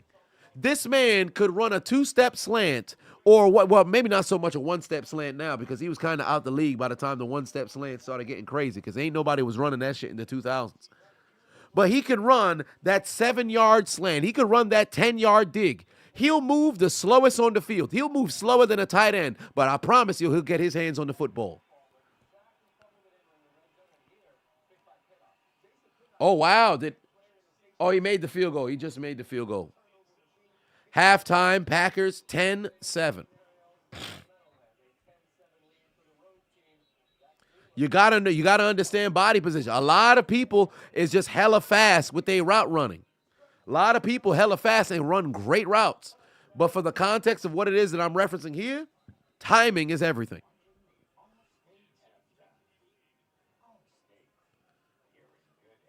Malone said, in my personal preference, rank the music by genre: pop, rock, rap, R&B, and soul. Well, for me, I'm not a big, music enthusiast, but I would say soul, number one. Soul, number one. Soul, number one. Pop, number two. R&B, number three. Rock, then rap, for me. And I listen to all of them. Sparingly, of course. Well, Anquan got better numbers than Chad because, Chad messed around and he headbutted that harlot. But had he never headbutted that harlot, there's no doubt in my mind that Chad Johnson would have still been, he would have had like 13,000 yards and everything. But he headbutted that damn harlot and he hoed himself out of a Hall of Fame career. Should have never headbutted that harlot. And what's funny? Anquan Bolden has numbers that would qualify him to be a Hall of Famer, but he probably ain't gonna make it. He gonna end up being like a not like an Andre Johnson, because I think Andre Johnson will make it, because when you think about the greatest Texans players of all time, J.J. Watt, Andre Johnson are number 1 and 2. DeAndre Hopkins, had he never left, he would have been number 3. I know a lot of people could put some stock in some other players who had played there. Arian Foster didn't have the largest sample size, but because, the franchise is only 21 years old, he's on that list as well. But I think he's going to mess around and get in. But Anquan, never was that guy who jumped off of the stat sheet per se, but he was incredibly consistent his entire career.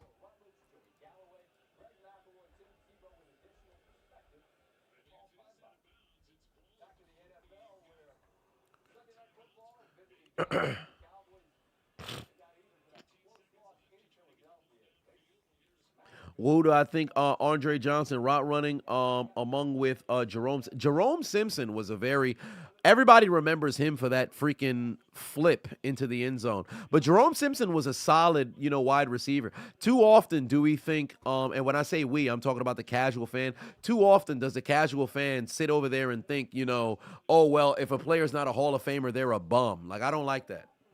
I don't like that at all. That bothers me.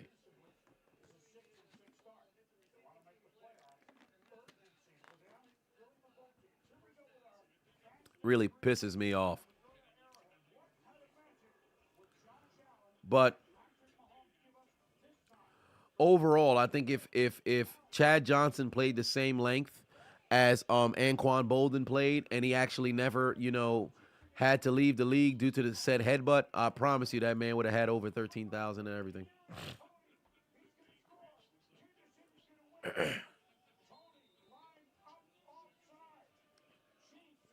We are now at halftime. Would Chris Henry had been good if he didn't have his issue and pass away? Well, Chris Henry was good. I don't think he would have been like amongst the elite of elite receivers, but I think he would have been one of those guys who's a very solid like number 2 and a staple on several different teams. I don't think he would have finished his career in Cincinnati either.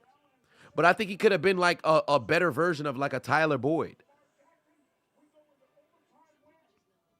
Oh, might I add, there was a crazy block in the back that didn't get called on that punt return touchdown for Baltimore. Crazy block in the back that did not get called, bro. If I'm a Rams fan, I would be sick. I'd be absolutely sick.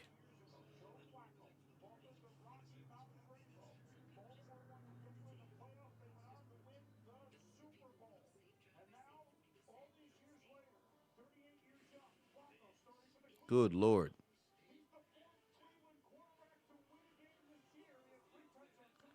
T.O. was a diva like Antonio and Chiseled. Your mama gonna get out the belt for putting her in my videos. Hey, listen, you can tell her to go grab the belt if she want. Shit ain't gonna do nothing to me. But yeah, T.O. But here's the thing with T.O. This is why I always say T.O.'s the second greatest wide receiver of all time. I understand the Randy Moss, and Jerry Rice is number 1. There is no argument. You argue with your mama. I can't understand how people try to make the argument that Jerry Rice is the number 1. But he played with 2 Hall of Fame quarterbacks. Well, we're not having this conversation, bro. Jerry Rice is God when it comes to Hall of Fame. I should say when it comes to wide receivers. There's literally T.O. and Randy said it themselves. You can argue for who can be 2. 1 is Jerry. Nobody will be better than Jerry. It's damn near impossible to do what it is that he did at that time. Now you would have to literally come into the league, almost never get hurt, stay healthy the entire time, and dominate, and then also win and be a huge reason why it is that you guys win. Like Mike Evans has the numbers. He doesn't have the dominance. Like Mike Evans has been incredibly consistent, but Mike Evans has never been the best wide receiver in the league. Show me a Mike Evans first team All-Pro. Doesn't exist. But that's neither here nor there. One way or another, T.O. has always been, for me, the number 2 wide receiver all time, because this is a guy who didn't have, although he's a genetic freak, right, as it pertains to, him exercising and everything of that nature, he's a dude who put the work in, day out. Randy said he played when he wanted to play. Like, if Randy had the same drive and tenacity that Terrell Owens had, Randy could have been on par to possibly mess around and be better than Jerry. But T.O. was just that dude. And mind you, 5 different teams, 5 Pro Bowls, with each of those teams. Didn't matter who the quarterback was. Collectively, Randy had better quarterbacks than T.O. did, and they got this same production. Justin Jefferson's the closest we'll get to Jerry Rice, if only he could stay healthy. Correct. He'll have to stay healthy all the way through. Like, literally, think about how difficult it is to be. And mind you, Justin Jefferson right now is in that top 3 wide receiver, pool. It's him, Tyreek Hill, and Devontae Adams, as far as I'm concerned. There's a bunch of and now, unfortunately for Adams, you went over to Las Vegas to go play with Derek Vehicle. Ownership didn't want Derek Vehicle. I should say Josh McDaniels didn't want Derek Vehicle, and now you're down 2 seasons floundering. He needs to go elsewhere. He's going to drop out the top 3. He's going to drop out the top 3. But like Jerry's numbers is incredible. If I'm not mistaken, and again, I always talk about 1987. He should have been the NFL MVP. But he never got hurt until, 1997 when he tore his ACL and then came back in the same season. Like, this dude, he's the greatest of all time. It's incredible. Megatron was dominant, but I wouldn't put him over Randy and I wouldn't put him over Randy and Randy. I said Randy and Randy. I wouldn't put him over Randy and T.O. Megatron was dominant, but I wouldn't put him over Randy and T.O. Tell you the truth, I wouldn't even put I wouldn't put Calvin Johnson, despite the fact that he's also genetically incredibly gifted. I don't think I would want to put him over Marvin Harrison.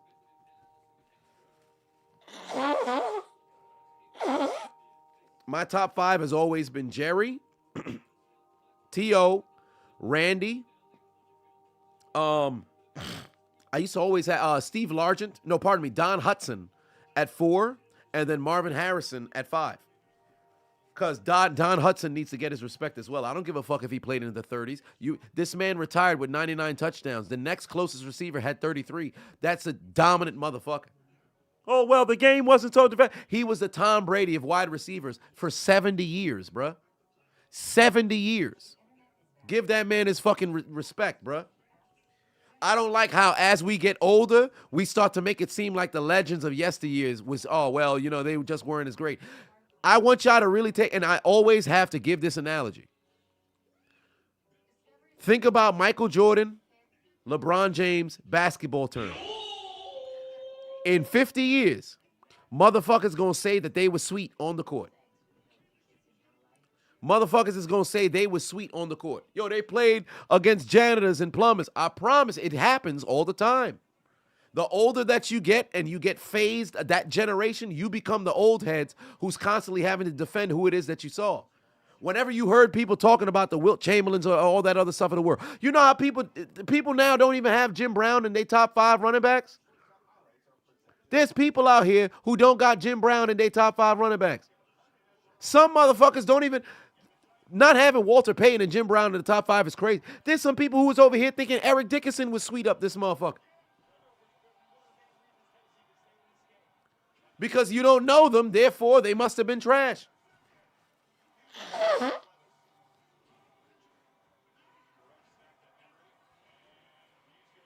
Come on, man. Come on, man. Hey, Grizzly said, I need me some hot-ass tea, a shot of whiskey, 2 cough drops, and a pot. Hey, you ain't wrong about that. I got some cough drops. I got me some Halls. I am going to get, you know, that blend of some lemon rum, and lemon rum and some honey. Need that. Got some tea as well. I'm going to heat that son bitch up, or probably at the midway through the 3rd quarter, I'll get that stuff set up. Get myself some tea. Some people think Shaq was sweet. Nah, I don't know about all that. People make fun of Shaq because of the free throws, but I don't think motherfuckers would actually say Shaq is sweet, at least not right now. People have been saying Charles Barkley is sweet, though. They have been saying Charles Barkley is sweet, which I said, and I've said this on the record. If Charles Barkley had won the championship in '93, he's a top 10 player all time. Charles Barkley doesn't get the respect that he deserves. That's a hell of a goddamn football player. But I said football player, basketball player. That shit's crazy, man. Frank Gore was great. Longevity was magnificent. But Frank Gore was never the best running back in the league. He had one season where you could say, yo, he's top 5 in the league for that season. Every other time, he was just on the outside looking in. But he was always in the mix. He's just like Mike Evans. Mr. Consistency. I can't fault him for that. You were never the best, but you were amongst, you know, some of the best in the league. And that's admirable. And that's not a slight or a knock whatsoever. W shirt, why thank you. I'm your papi, says Eddie Guerrero. Crush, Patuon said Irving and Sterling Sharp got to be on your list. Oh, Sterling Sharp. Well, Michael Irvin is, because the thing with Michael Irvin is, I say Michael Irvin is definitely top 10. Sterling was on the way, and then he got hurt, but Sterling needs to be in the Hall of Fame. There's no reason why Sterling Sharp does not make the Hall of Fame. It doesn't make any sense, especially you put in Kenny Easley, you put in Terrell Davis. Sterling Sharp needs to be in the in the goddamn Pro Football Hall of Fame. But yeah, Irving is always like just on the outside or right at number 10. Because I put Julio in there, AB is in there, Calvin Johnson's in there, Marvin Harrison's in there. And then where I get a little bit conflicted is, so if I was to say the 5, Jerry, T.O., Randy, Don Hudson, Marvin Harrison, Calvin Johnson, Chris Carter has to be there because all he did was catch touchdowns, right? Chris Carter has to be there. You sell it.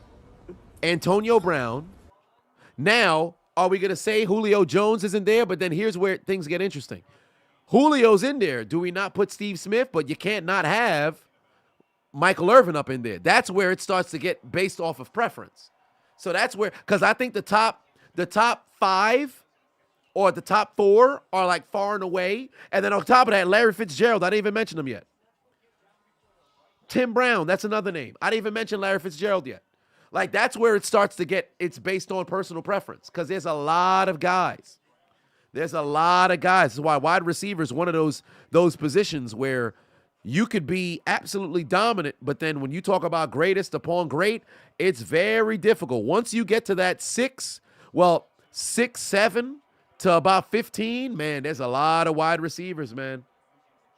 There's a lot of wide receivers. So it comes down to preference at that point because I ain't going to argue with you. If you put certain people up somewhere, you put somebody somewhere, I got no issues with that. Chiseled Adonis.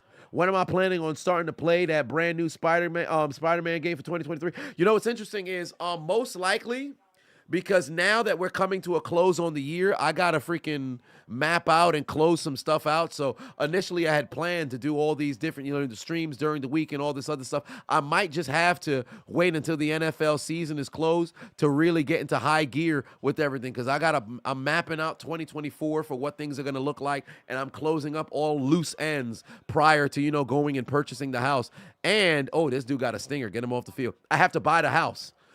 Because I recognized if I want to game the way that I want to game and the way that you guys, although I hate the word, deserve to enjoy a gaming stream, I can't do it in the ambiance of other people, being in close proximity at all hours of the night, during the day, having to do things. Because keep in mind, if somebody got a phone conversation going on and you got some motherfucker like me, lunatic, screaming at the top of my lungs, it's messed up. If you got a Zoom meeting that's going on, or you got a service that's going on, or you got work that you got to do, and I'm over here trying to do my own thing, don't get me wrong, I've worked and earned the right to, operate within my own space. However, at the same time, I'm also one of those individuals where I should be a douchebag at this point, but I respect people's, space. So I'm like, you know what? Until I go and I get that crib by the end of January, that's the latest, but it could be earlier. I'm going to try to cool it on trying to, make too much noise or whatever the case may be. So once I get the crib, then I could go into full swing. So all things considered, midway through January, I should be able to go ahead and grab it. But the last week of December is when I really can kick stuff into high gear. Oh, and I'll be out in Austin next week, by the way. If anybody's in Austin, Texas, I'm going to be over there for a few days to go link up with Brown for the end of the year. Is Eli Manning Hall of Fame? No. Can't fool me. Big Fat Paulie in the building. What's going on? Yes, DHB. I did hear about Frank Wycheck passing away. Very, very, very heartbreaking. Very heartbreaking. The foundation of that Music City Miracle play. Unfortunate passing for Frank Wycheck, and it's because he fell down. And if I'm not mistaken, that's very similar to how Razor Ramon had died. Fell down, and then I believe he had when he had fell, something had happened, so he had to go have surgery, and then unfortunately complications of surgery resulted in passing. Frank Wycheck fell down, and then I don't know if it's a matter of head injury, blunt force trauma, whatever the case, just so happened to be unfortunately passed there. So it's very, very unfortunate, man. Very unfortunate passing. May he rest in peace. Ira said you live in Austin, where where you finna be at. You coming to the you coming from the in the clutch belt? Well, we'll see about that. But I'll figure out where, because all I know is I got to figure out where this man's high-rise apartment is located. But I'll let you guys know where I'll be at, and then perhaps we could go and link up. When am I going to Dallas, Texas? That's a great question. I don't know when, but I might pull up for like a Cowboys playoff game or something like that, or maybe a regular season game in prime time next year, because I don't think I'll be attending any playoff games this year simply for streaming purposes. I'd rather just be able to go live. But I definitely would. If I'm gonna come out to Dallas, I want to go for a Dallas primetime game next year. Whoa! Tommy DeVito was sliding and got caught with a shoulder. That's crazy. The referees never threw the flag on the slide. I know I'm way behind. I'm 2 minutes behind on the Giants and Packers game, by the way. Oh, wow. Tua's looking. Oh, yeah, that's definitely a flag, bro. That's a super hold. Jesus Christ. Murphy Bunting over here holding the fuck out that man.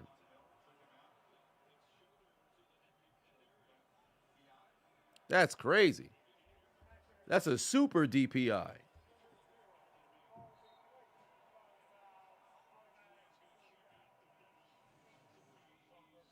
That shit's crazy.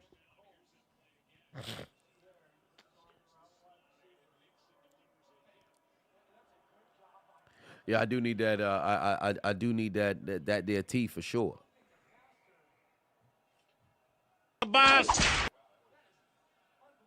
Asks96 just followed the Chiseled Adonis. And make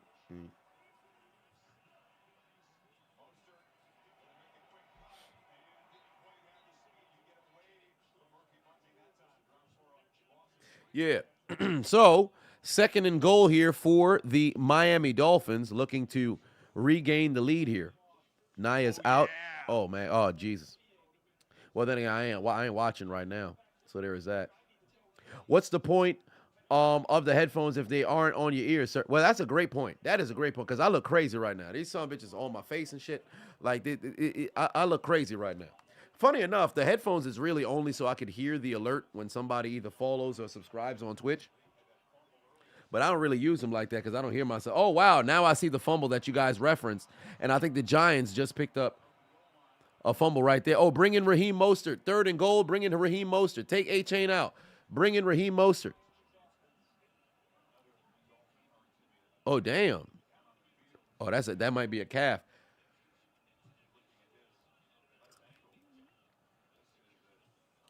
All kinds of injuries that's going on here. Golly.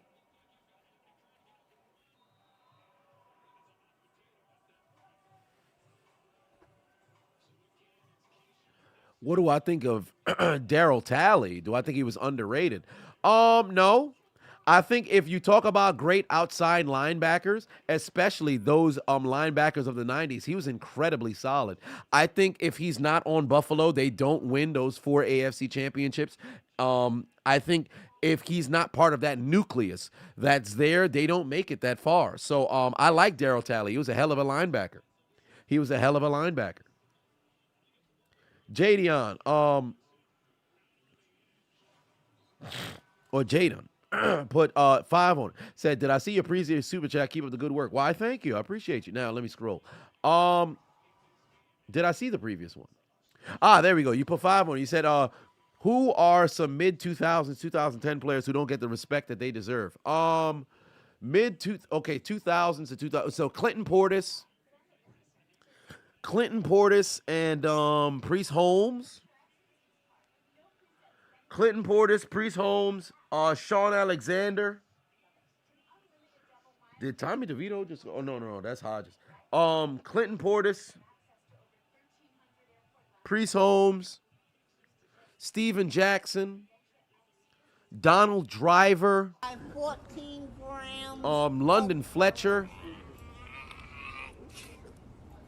Then you sell it. No, Simeon Rice was more 90s than 2000s. Cameron Wake. Cameron Hayward.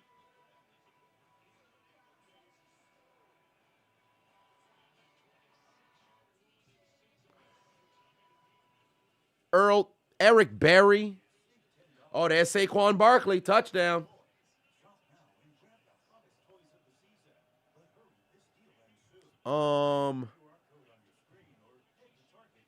Damn.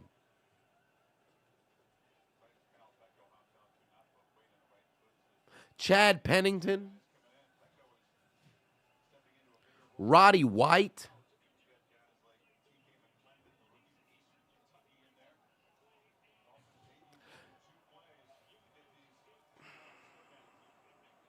Heath Miller.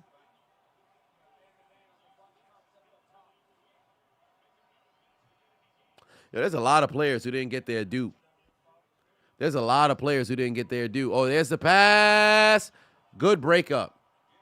3rd and goal, you throwing it on the 1 yard line. Keep the offense on the field. Hand it off to Mostert. Hand it off to Mostert.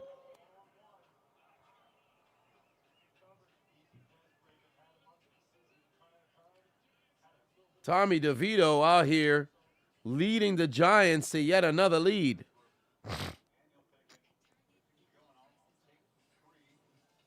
Marquise Colston, Brian Westbrook, Maurice Jones-Drew, Fred Taylor.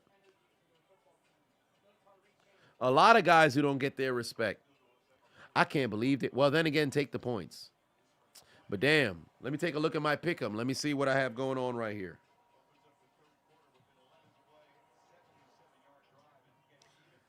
Oh, this one's already destroyed because Tyreek Hill's not re-entering this game here. If only they had given Son the football and he scored, I would have started to feel comfortable here, but I'm a little concerned. And then, well, this one's destroyed because Bruce Brown didn't do what he had to do. So as far as I'm concerned, today might not be a W for me on my pick'ems. Peter Bulware, my God, that's a name. Jeremy Shockey, Desmond Toufant, Warwick Dunn, Steve McNair, Jamal Lewis, Rondé Barber. No. Rondé Barber. Well, then again, he's a Hall of Famer now, but he definitely didn't get his respect. No, mid-2000s and 2010s was what was the question. Dolphins only scored 3 points since Tariq went out. Yep. Tamba Ali. Oh my God, that's a name. Yes, indeed. Tamba Ali. Yes, indeed. That's a great one right there. That's a great one right there. Casey Hampton.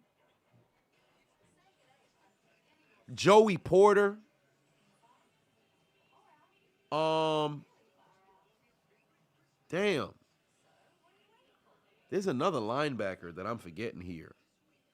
Jonathan Vilma. There we go. That's who the hell I was thinking about. Jonathan Vilma. That's another name. People who, man, there was a lot of players in the 2000s and 2010s. There was a lot of good players, man. And football purists will remember them. But I hope the casual fan gets an opportunity to remember them motherfuckers. No. We're not naming line, but we're thinking about like guys who were overlooked. In the Al Wilson, oh, great safety. We're thinking of guys who were like, they don't get their credit for their play in the 2000s, 2010s. Like good football players who have been forgotten, per se.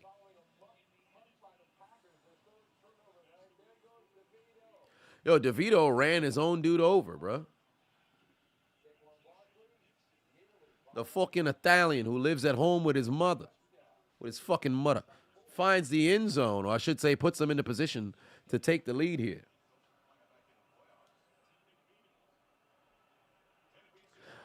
Irish Water said Tony Romo. Yeah, actually, yeah. Tony Romo is not a bad quarterback. Takeo Spikes. Oh, my. Yo, let me tell you something about Takeo Spikes. Takeo Spikes was one of the very first football players I ever seen who actually, I got nervous. You know, when I actually saw them with their helmet off. I never saw him in real life. But that dude, and preemptive pause, that dude's neck, that was the widest neck I had ever seen in my life. Like, you remember that, what was his name? Was it Damn Wide Neck? Is he in prison? Takeo Spikes. Yo, that dude, let me see if I can. That dude neck, it doesn't make sense, bro. That dude had the weirdest freaking, like he had it was crazy. All right, here we go. That dude I don't understand, bro. How do you ever button your collar, bro? This dude was the widest neck I've ever seen in my life, bro. Look at this shit. Look at this shit. Look at this shit. Look at this man's neck. Bro, there's no slimming. His Adam's apple in the maximum security prison. This dude had the widest neck on the planet, bro. His neck had bicep and tricep muscles. Takeo Spikes had the thickest neck in the history of the NFL, bro. He didn't need a neck roll because his already came pre-installed. That's crazy. Look at this man, bruh. Look at this man, bruh. If he ever did the whole neck crack, you might think a building is being demolished. That's how loud that sumbitch just messed around and happened. He's a chiropractor's worst nightmare because he has the neck that cannot be cracked. Takeo Spikes was a created character that you just wasted time on, where you just wanted to play with the attributes and the appearance of the man, bruh. Because why did God construct this man's neck like this? It made no sense. Somebody clip that. That dude had the thickest neck to have ever played the game of football, bruh. Look at this dude's neck, bruh. Look at the neck. It's like he had another shoulder on top of his shoulders. Goldberg didn't. He didn't even have trapezius muscles like that. Homie neck was just extended, bruh. That shit's crazy.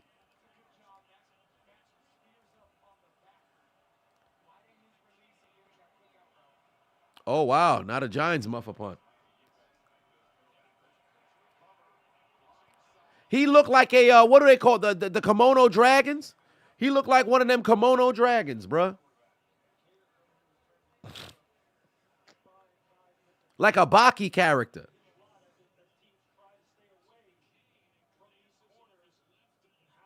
Oh, yeah, it's a muff punt from the Giants. Green Bay's got it.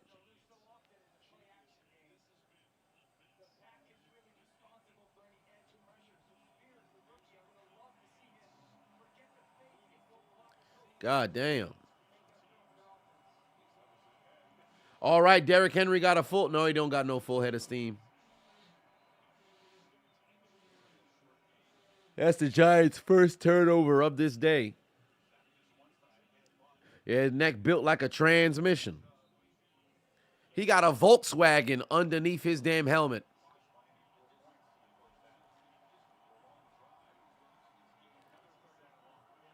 Motherfucker got a Buick covering his goddamn Adam's apple.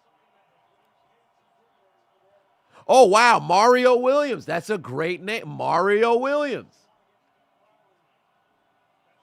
That's a great name. Definitely doesn't get the credit he deserves. He's a great goddamn pass rusher. Bombs away. Couldn't find him down the field. If only they could get in the field goal range, that'd be magnificent.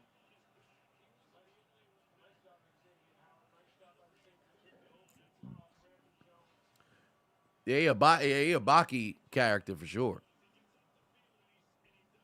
Although I've only seen clips of Baki on Twitter. I've never actually watched a full episode.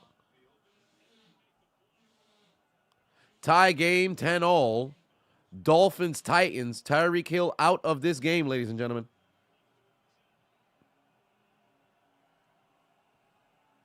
Fullback for the chart, Lorenzo Neal. Oh, yes, Lorenzo Neal. Max Strong.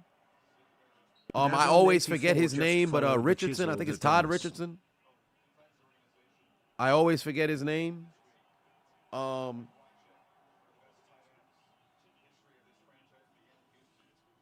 Also, Mike Allstott. That's my favorite fullback of all time.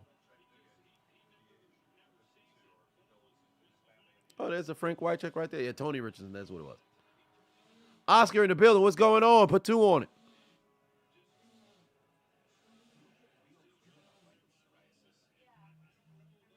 Marion Barber, may he rest in peace, died of a fucking heat stroke. Son was just in the sauna, got done with a workout, and died of a heat stroke. That shit had me second guessing. You don't find that suspicious? Todd Christensen? You don't find that suspicious? You don't find that suspicious? The Ted Shopper Hendricks? 2123 gifted one subscription Ted Hendricks still to the alive? community. I wonder if Ted Hendricks still alive. Then you sell it. I don't think he's dead. Ted Hendricks still alive? Yeah, he's still alive.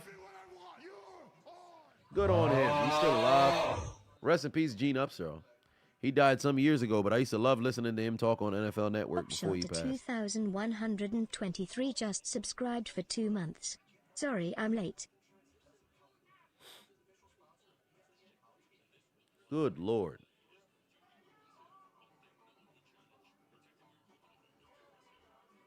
I think Ted Hendrickson's the only one who was on all 3 championship Raiders teams. No, he might not have only been the one. I think Cliff Branch was there too, right? Yeah, Cliff Branch was on all 3 as well. He made it into the Hall of Fame, right? Yeah, thank God he made it. Okay. He got in 2022, Cliff Branch got in. Really? Oh. Wow. That's brutal. Son wasn't alive. That's fucked.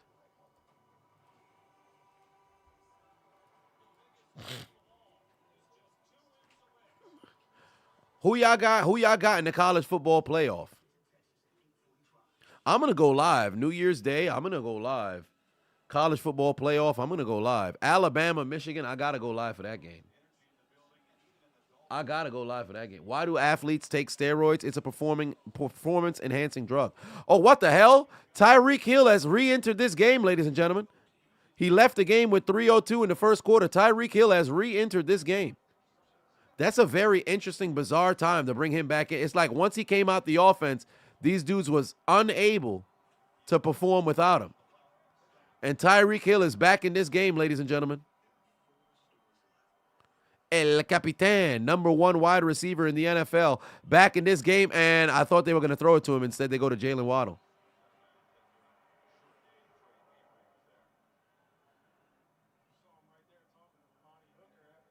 That's a dog right there. I told y'all, that's a dog right there. That's a grown man.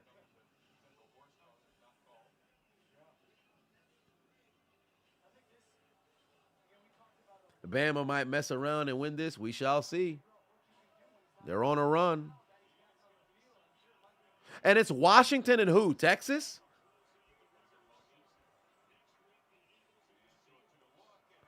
Oh, good. He almost had Smite, but that was broken up right there.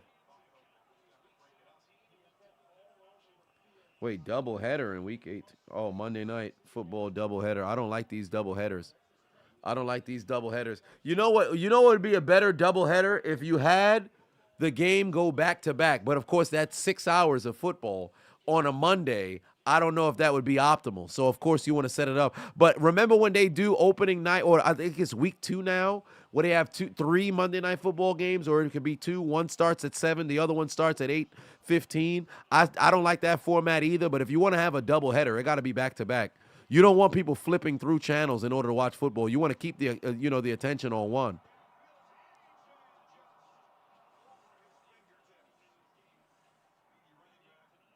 Michigan won at FSU and not Bama. Oh yeah, but they better fucking take care of business. No, FSU didn't drop the ball. The committee dropped the ball.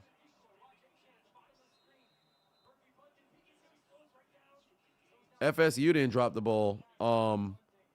The committee dropped the ball. Because they did nothing wrong. They went undefeated. They didn't lose a single game, and here you are getting penalized for it. That shit's crazy. Yeah, Tua overthrowing. My top offensive lineman is Jim Otto in it. Jim Otto I have as my second best center of all time, only behind Mike Webster, who I believe is the greatest center of all time. I think the best left tackles range from, Bruce Matthews. I could always put him at right tackle because Bruce Matthews literally played everywhere. But left tackles, you have your, if I'm not mistaken, Gene Upshaw was left tackle, and then Art Shell was the left guard. But Gene Upshaw is right there. Munoz, I think he's a left tackle and not right. Larry Allen is probably the greatest right guard, I believe he played, of all time. Trent Williams is definitely there as well. And he's still playing right now. That dude was an absolute dog. There's another lineman that escapes me. Willie Rofe, Will Shields, good Lord, Orlando Pace, Joe Thomas, Jonathan Ogden, good Lord, Jermani Dawson.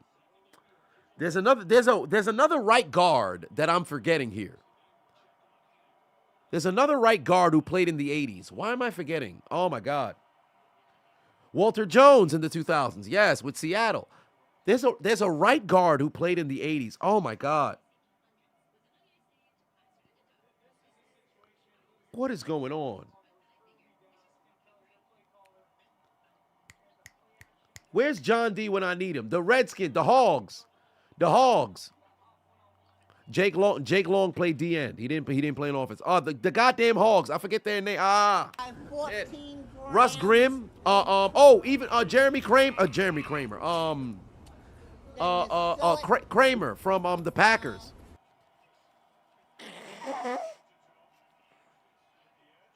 Russ Grimm. The damn Hogs. The Washington Commanders of the 80s. Some dogs on that offensive, or I should say them hogs on that O-line. Some hogs on that O-line. John Hanna, yes, with the Patriots. John Hanna. Jerry Kramer, yeah, it was Jerry Kramer.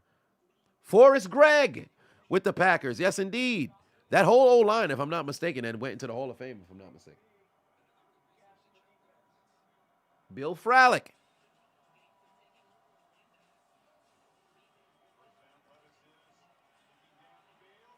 What a pass by Hopkins. Did he catch that? Oh, no, they said he's out.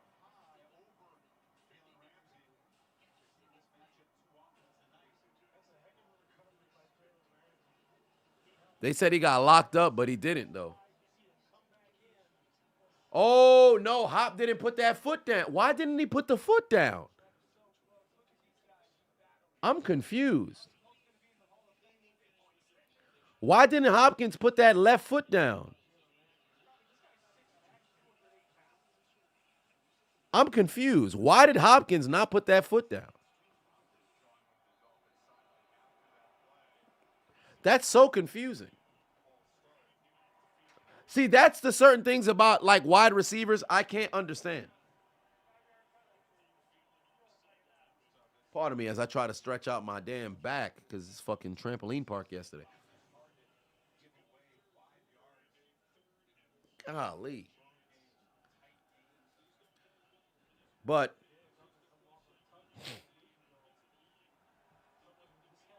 Randall McDaniel.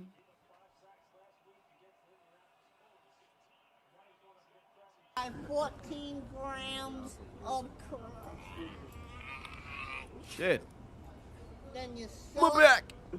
14-13, Giants and Packers, by the way. But I'm still 2 minutes in delay. Derrick Henry with the back shoulder fade. You don't see that every day. Derrick Henry getting airborne on a back shoulder fade. You definitely don't see that every day. Jalen Ramsey did not respect Derrick Henry on this drive. I should say on that pass.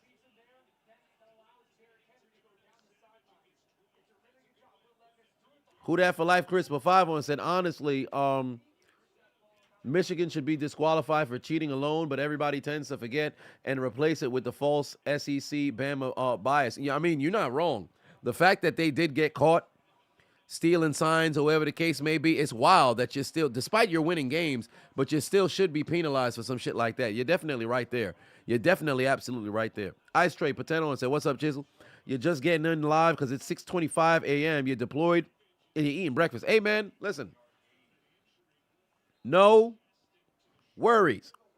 For one, I'm glad that you're here. You're safe. And again, thank you for your service. And enjoy that breakfast. Enjoy. Where are you located right now? Where are you located right now? We have a couple of people who are on different stations around the entire globe. There was somebody who was in here. I believe they were in Kuwait. Somebody else was stationed elsewhere. Oh, you're over there in Qatar. All right. Ooh, what's the weather like? What is the weather like in Qatar? I think last year around this time was the World Cups. Oh, Giants are in striking distance. Hand off to Saquon Barkley. He's picking up about 4. Wire and Quan says, shout out Popeye Jones. Don't do that. Please don't do that. We're not shouting out Popeye Jones. No, don't do that. Don't do that. Don't do that. Don't do that. Don't do that.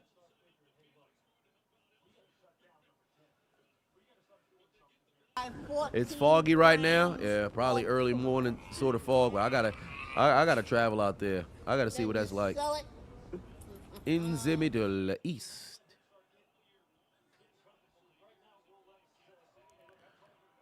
All right, let's see what happens here. If 3rd and 7 right now for the Giants, where's Derrick Henry going? Absolutely nowhere. Pickup of a couple. Oh, there's DeVito back in the end zone. That's a touchdown. Darius. Oh no, that's not Darius Slayton. That's Hodges. Tommy DeVito. Oh my God, Tommy DeVito playing football right now. Look at the Italians just having the time of their life. Yo, I got to get the Godfather music when Tommy DeVito playing. Oh, man, tomorrow's going to be a fun commentary, but I got to get everything done before fucking noon, so it's about to be a long morning. Oh, there's Will Levis. Oh, nearly intercept. Oh, wow. I think that's a catch and run because there was a football move. What a play. I can't believe Will Levis got that in there. Oh, my God, he's so much better than all the quarterbacks we've had since Big Ben. Jesus Christ. What a pass and catch. What a pass and catch.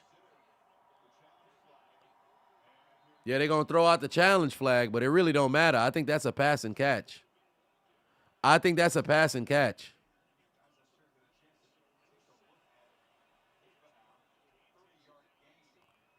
Yeah, I think it's 1 in the chat if you think it's a catch and fumble. 2 in the chat if you think it's incomplete.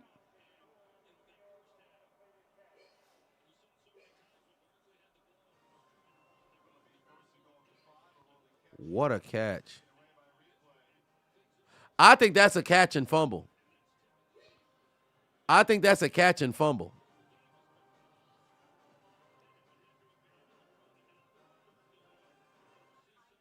Would I be willing to take Malik Willis? My concern is taking those quarterbacks who just, like, you got stepped over. I don't know.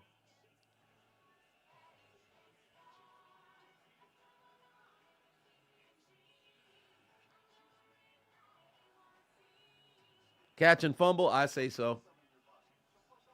I say so. Would I rather have Revis, Sanders, Woodson, Bailey as my number 1 quarter? Deion Sanders. Deion Sanders. And when you say Woodson, are you referencing Charles or Rod Woodson or both? Still, Deion Sanders is my number 1 pick. Deion Sanders will always be my number 1 pick. Rod Woodson would be number 2. Charles would be number 3. I would take Champ Bailey as number 4 over Revis only because at least Champ can get me those turnovers.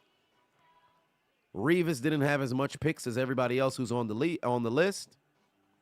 Everybody else got at least 50. So Rod got, I think, 70, 71. I think Rod Woodson got 71 picks.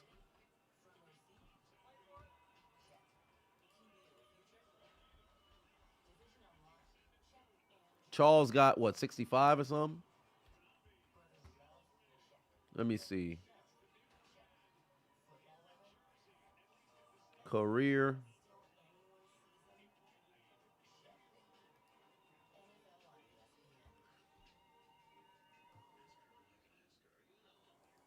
Good Lord. Let's go. Career interceptions. I think Rod Woodson has 80, 81. Oh no, these are passing individuals. There we go. Interceptions. Yeah, Rod has 71. Charles has 65. I think Revis has 29. I think Revis has 29. Yeah, Revis has 29. Dion should have 54. Dion should have 54. Yeah, he has 54. No, he has 53, and Champ Bailey has 52. So, yeah, I have a decent memory as it pertains to all that.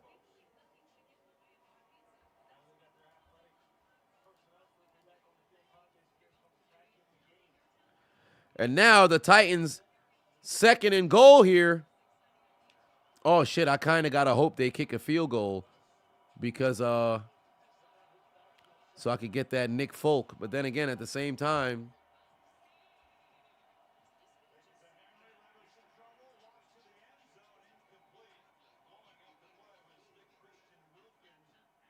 let me see here.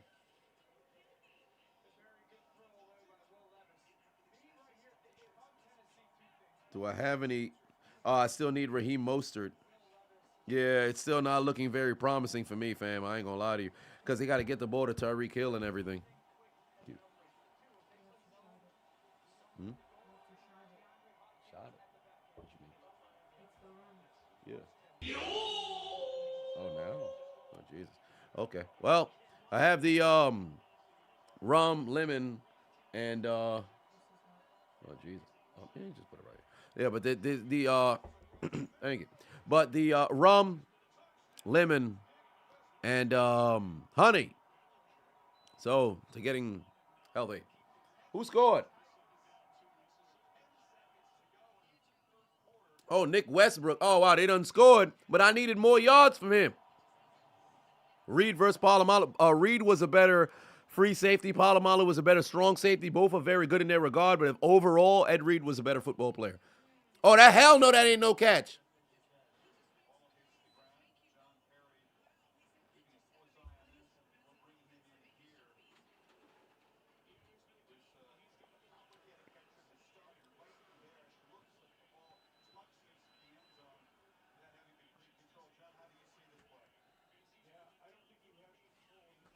Hell no, this ain't no catch.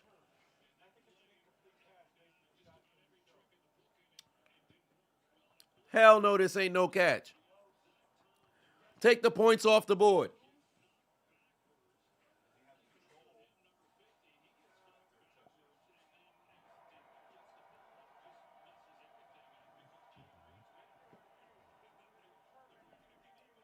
Incomplete. Incomplete. That ain't no catch. Send down Nick Folk.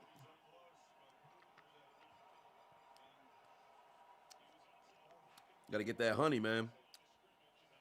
Some pretty good honey up in there.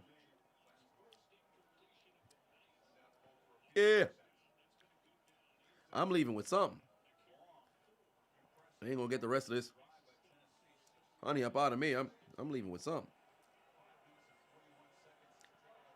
There we go. Hey, get Nick Folk. Pause. Get Nick Folk. Come off, Nick Folk. Thank you. 2 field goals. Nick Folk got it. Nick Folk got it. Listen, I'm a clean the plate brother. All right, I'm a clean the plate brother. You understand what I'm saying? I'm a clean the plate brother. I ain't leaving no doggone crumbs. I'm eating everything that's up in there because the only way I get to go play around with my friends and go hang out with my brother and get a chance to go up outside after Sunday dinner is to eat everything that's on the doggone plate. So I've always been a clean the bowl, clean the glass kind of man. So if that's a little suspect for you and that left you having to say, please understand, somebody got to clean the doggone plate and it's fixing to be me. Pause, of course. Pause, of course. Sounds like Cody Rhodes done came out. I also got that tea there. Also got that there tea.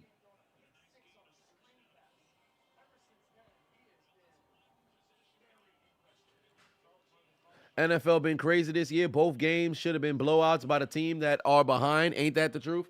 But that's the beautiful thing about football, because seldom do you usually get the result that you had initially anticipated. As the fourth quarter is starting to kick off over in New York, or I should say New Jersey, for MetLife Stadium.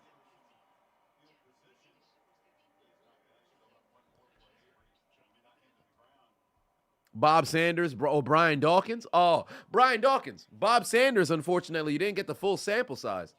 And what's crazy is the fact that Bob Sanders has a Defensive Player of the Year and Brian Dawkins does not. Think about some of the greatest players of all time who do not have a Defensive Player of the Year. Von Miller, Defensive Player of the Year? No. Super Bowl MVP, but Defensive Player of the Year? Nope. Nope.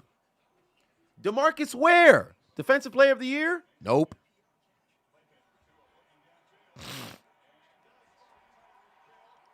Tyreek Hill got a first down there.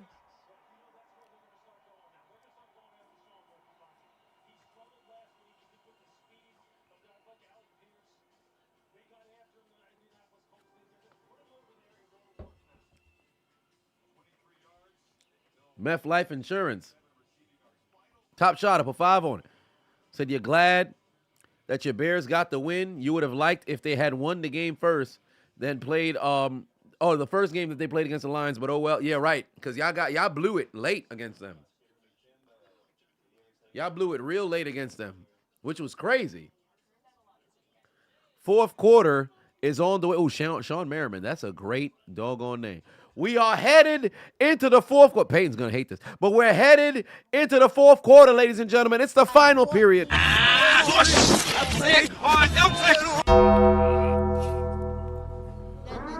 Ladies and gentlemen, we have made it to the final period of this here game between the New York Giants, Green Bay Packers, Miami Dolphins, Tennessee Titans. Playoff implications on the line for Green Bay and also for Miami. Green Bay trying to make it in to the wild card race, and Miami trying to keep pace for the number 1 seed in the AFC. Tennessee floundering. New York floundering. But they have an opportunity to pull off upsets in prime time. Who will come out the victor? Ladies and gentlemen, I invite you to the fourth quarter.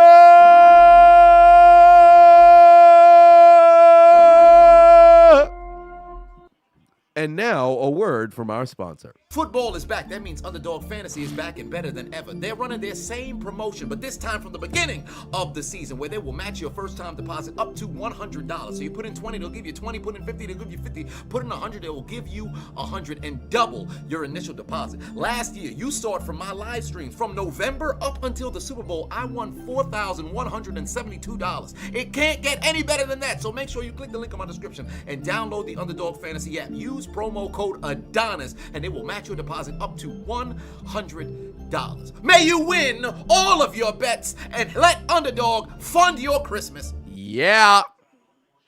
Fourth quarter, ladies and gentlemen. Fourth quarter. Who we got? Comment section. Chat room. Who we got? What the hell? Desmond Howard out there at the game. Who we got? Dolphins, Titans, Giants, Packers. Let it be known. Comment section. Who you got? Top shot or resubscribed. I appreciate you.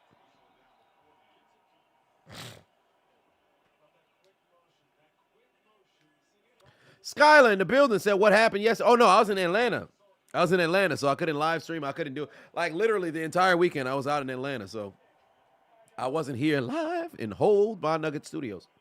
So there was no additional recording or anything of that nature.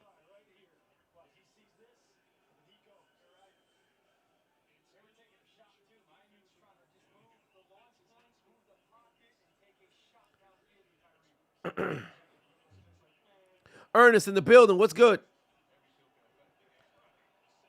Mr. Special Feature said, I guess everybody forgot about Troy Polamalu. Nah, ain't nobody forget about Troy Polamalu. It's too soon to have forgotten about him.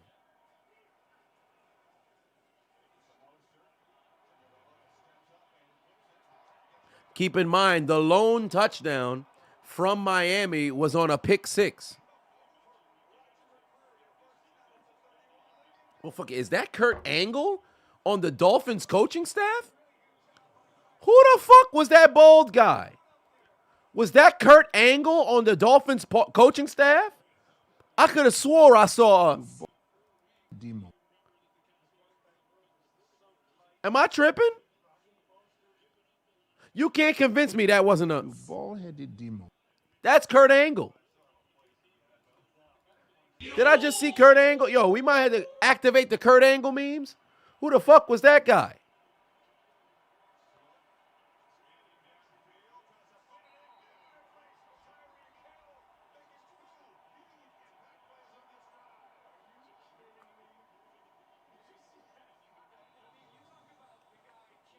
Damn, Tyreek Hill just came back in and reignited the offense.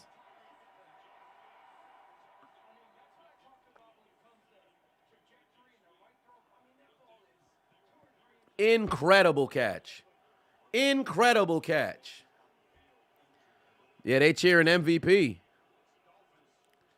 Incredible catch. Dude, this dude has the impact Antonio Brown used to have, and I fucking hate the fact that Antonio Brown's not playing football on Sundays for Pittsburgh, bro. Jesus, that shit breaks my heart. It breaks my heart. Great fucking catch. Great fucking catch.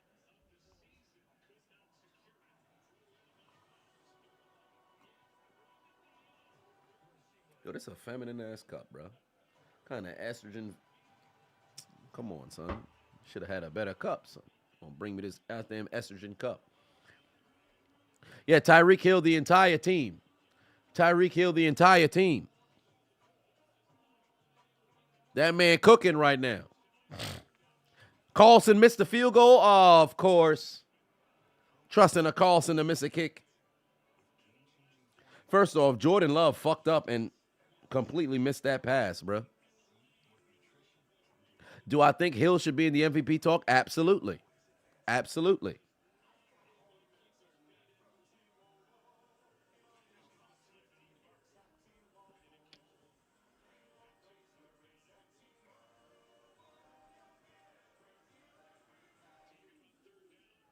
Apparently, AB wants to come back and retire a Steeler. Saw it on Twitter a little bit ago. Looks like he wants to sign a one-day contract to retire a Steeler. I don't think it's going to happen.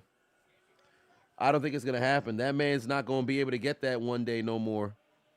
Just the way that he's been talking, the way that son been moving, I just don't think it's going to happen. Like, it seemed like every time I hear about Antonio Brown, it's some fucking controversy going on. Damn, down goes Jordan Love. Shit clip. Well, then again, I'm 2 minutes behind, so he missed the field goal. So as far as I'm concerned, it don't matter. Ooh, my body is fucking incredibly sore. It's incredible. What about CMC? I think CMC should be in the MVP talks, but it's since quieted down.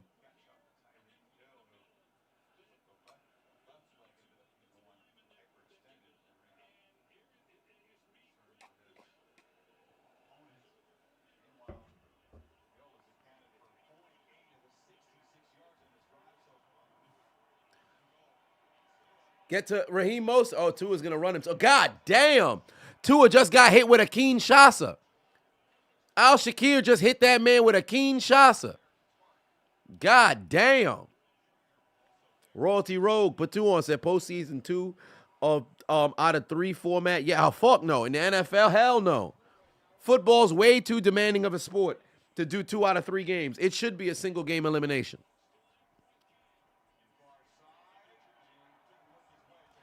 It should be a single game elimination.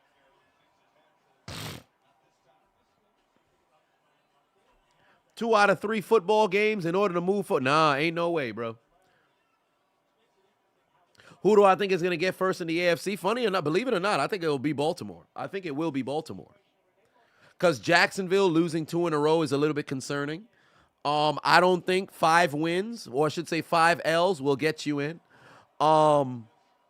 In the AFC West, the Chiefs now having 5 L's, they're definitely not going to get it. So it's between Baltimore and Miami, and as far as I'm concerned, I believe more in Baltimore than I do in Miami. I think Baltimore is going to get it with 4 L's. 14 grams. Oh, Tua slipped. Then you sell it. Well, this means more opportunity for Tyreek Hill to get the football.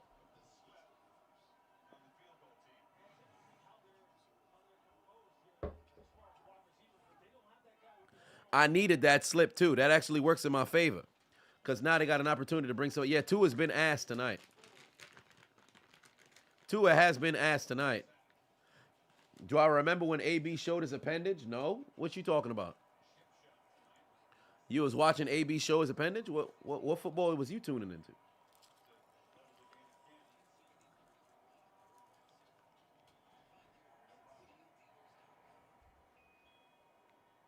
Let's see here. Nick Folk has those 2 made field goals.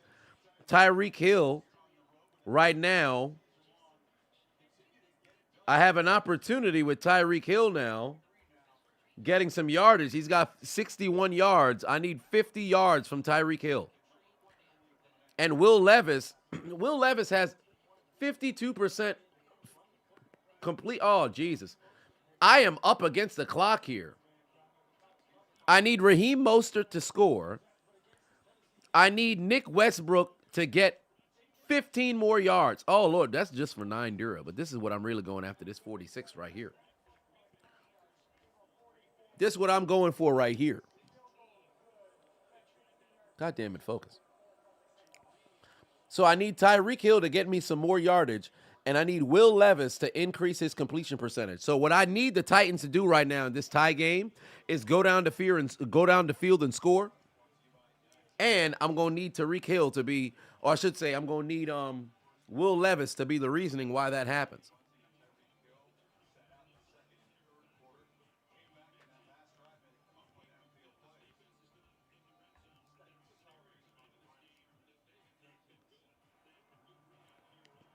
Bets sound a little wild. I mean, you're not wrong, but usually in situations like this, you kind of got to, because if there's anything that I've recognized with this season, whenever you go to like what should be the go-tos, it doesn't end up working out.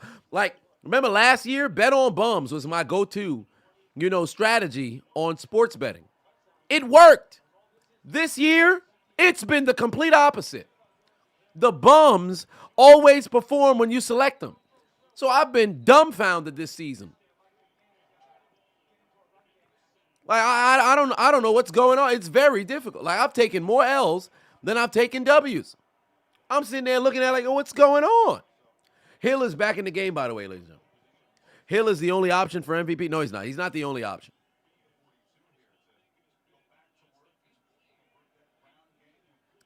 Tell you the truth, I believe the front runner for MVP right now should be Dak Prescott. I understand Brock Purdy, but I think it should be Dak Prescott. He's really been balling. I make fun of the Cowboys all the time, but really, Dallas been fucking rolling. And they look magnificent in the NFC. I still think the 49ers are a better football team than them and should be ranked number 1. But the Cowboys, I think, are unequivocally the number 2 team in the NFC.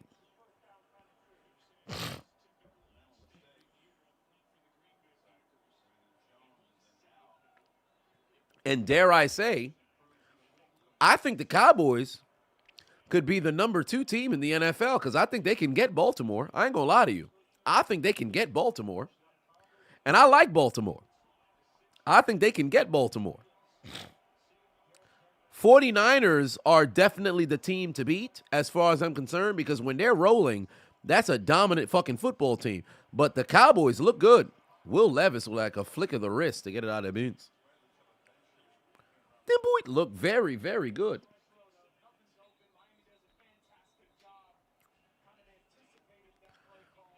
Jabbar said, do I think that Coach Tomlin has lost the locker room? Yes. I honestly think that he has lost most of the locker room, and they are not listening to him anymore. Here's where his thing is. He got to start. For one, you got to fire motherfuckers. And secondly, you got to start, trying to run the show with an iron fist. The issue is that iron ain't been hot for some time. You started letting some things crack through because you want to be a player's coach or whatever the case may be. You need them motherfuckers to be ready to go out there and die on your behalf, bruh. You got to be some Commander Irwin up this motherfucker. And Tomlin just ain't that right now like he was before.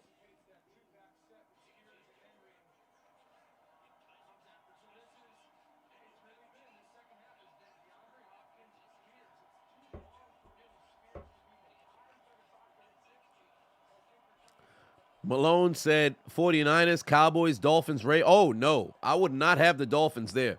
Tell you the truth, I think despite the fact the Lions are really letting me down now because the Lions were a better football team than the Dolphins. The Dolphins have since overtaken them.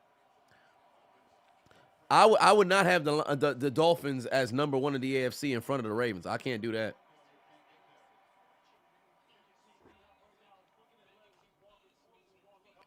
How's the day? Today's all right. The Lions are fucking themselves right now. I would not put the Fins over the Ravens. I would have the Ravens over the Fins.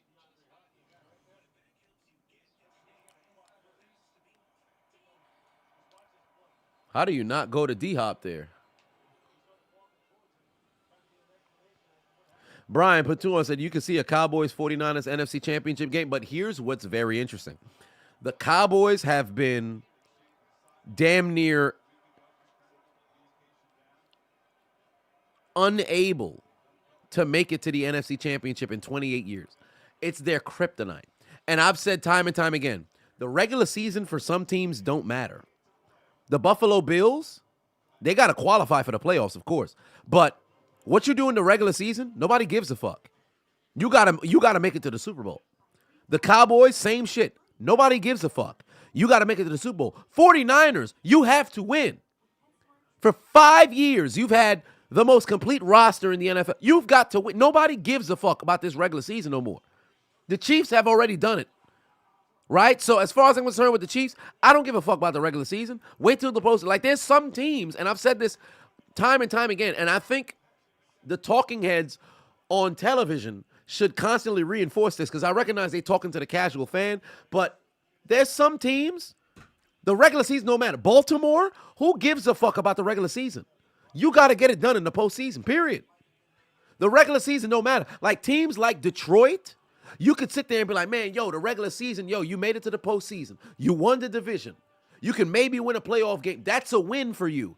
Although the Super Bowl's the goal, but if you make it to somewhere that you haven't been in years, you do something that hasn't been done in years, that's a W. Like when the Bengals lost the Super Bowl, despite the fact that the goal is the Super Bowl for that year, the fact that they made it there for the first time since '88, won the first playoff game in franchise history on this, well, not history, but won their first game in the postseason since 1990, and for the first time on this side of the millennium, that's a W.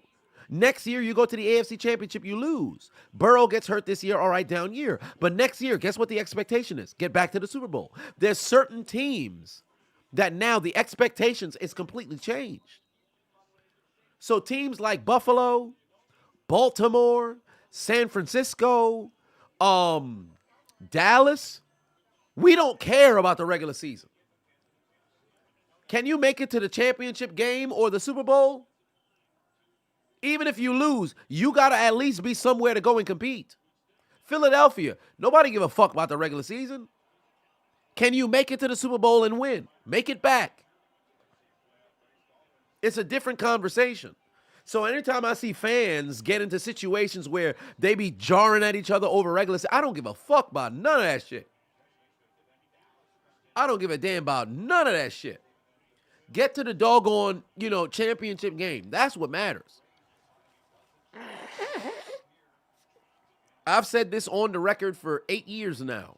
Well, 7 years since I've been on social media, but I've been saying it since I was in high school. So it's been much longer than that. But 8 years on social media, coming up in February. So I'll say 8 years. All you need the regular season for is to get a ticket to the dance. That's it. Get a ticket to the postseason, and then it's anybody's game for themselves. You just play your best brand of football. If you can mess around and win in those 60 minutes, you just got to rinse, repeat, do it again the next week.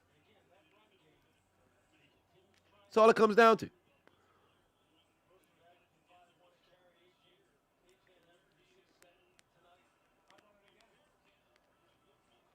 Good night from Nassau, Bahamas. Go Dolphins. All right, Charles, have yourself a good night. But yeah, you got to get a ticket to the dance. That's the playoffs. Once you make that ticket to the postseason and you got an opportunity to compete in that doggone, tournament, you got a chance. Be one of the 14 teams that makes it into the postseason. And then you just got to do everything that you can to mess around and possibly win. Shiz said regular season don't mean shit if you can't execute when it matters. Exactly. Like, think about Buffalo, right? Buffalo, the first 2 years when they went to the Super Bowl and lost, it was like, yo, I bet, first season, it's like, yo, this is a success. You lost in the Super Bowl. You are a kick away from winning the championship. All right, cool. Next year, the goal is to get back. They got back. And then they got cooked by Washington, right? You lose 2 Super Bowls in a row. The next year goal is win the Super Bowl. So when they get back to the AFC Championship game, it's cool, but the goal was to make it back to the Super Bowl and now win. You lose 3 straight Super Bowls. Year 4, you think motherfuckers is over here talking about the regular season? Think about it. You think motherfuckers is over here, the sports radio, talking about the regular season? You just lost 3 straight Super Bowls. I don't give a fuck about the regular season. Make it to the playoffs. All right, cool. Yo, we in the Super Bowl. Can we win it now? That's all that matters. Teams have different goals. Last year for Jacksonville, the goal was make the playoffs. You made the playoffs. You won a playoff game. Magnificent. Trevor Lawrence coming of age. You see that progression that's there. Now you say, all right, cool. Yo, we good. This year, now take a step further. Last year, you got through the wild card, made it to the divisional. This year, see if you can make it through wild card, divisional, maybe even find yourself in a situation where you don't have to have a wild card. I think that's out of the question now, but make it to a championship game. Take a step forward, take a step forward, take a step forward, take a step forward. But certain teams that have already been there, oh, nah, you gotta compete. Yeah, you saw Chase Claypool too, right? I could have swore I saw something early on special teams.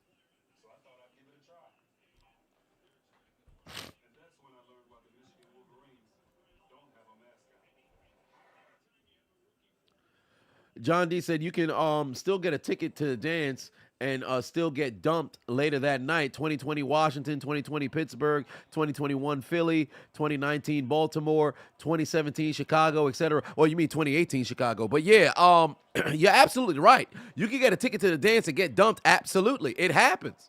But the number one, the goal of the regular season is to qualify for the postseason. But the regular season's purpose is to put together a project that is worth a bit of substance. So when you take the field in the postseason, you have a completed product. The regular season is working through all of those nooks and crannies to get yourself fully polished for the postseason. So when you take the field, you have a well-oiled machine. They have too many teams that take the field in the postseason and they still don't know what the fuck their identity is. You're reactionary. Think about it. Most teams that you see go all the way, they have an identity that they play throughout the season. They're not no fucking chameleon that, oh, you want to play us this way, we're going to answer that way. You want to play this way, we're going to answer that way. No, they come in and they force you to play their game. They don't try to go out there and be reactionary. Most teams that fucking lose and don't win and don't have a winning culture always have to respond to the opposition rather than make the opposition respond to them. I'm cooking right now, bro. Somebody go pass the collection plate around, bro. I'm preaching.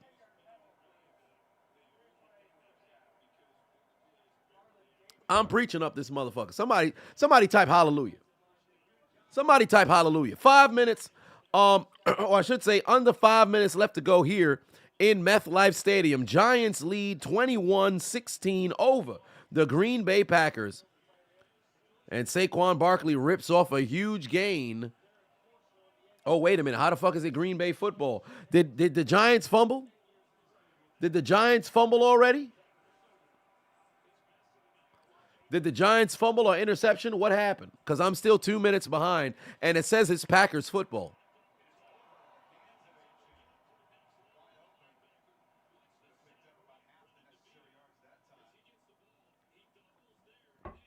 Saquon fumbled? Oh, boy. Saquon done messed around and fumbled. Cause I see Saquon just picked up a huge first down, and there's there's another huge first. Oh my God, he just took somebody's ankle. Oh, when he fell on the ground, he fumbled. Oh, nobody touched him.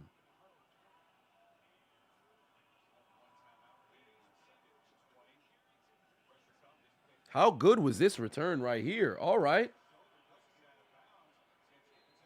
What a return. See, Saquon, that's a damn shame. How did Saquon fumble that football? That's crazy. How do you fumble that football? That's crazy. And you know what's hilarious here? Carlson's missed field goal comes into super play right now. Carlson's missed field goal comes into huge play right here. Because had he not missed that field goal, Green Bay could have messed around and milked this fucking clock.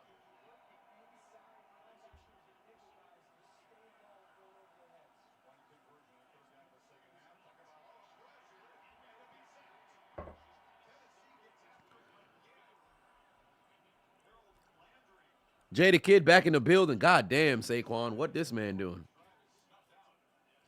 Hell of a play by Tennessee. Now I need them to throw the ball to Nick. What's going on?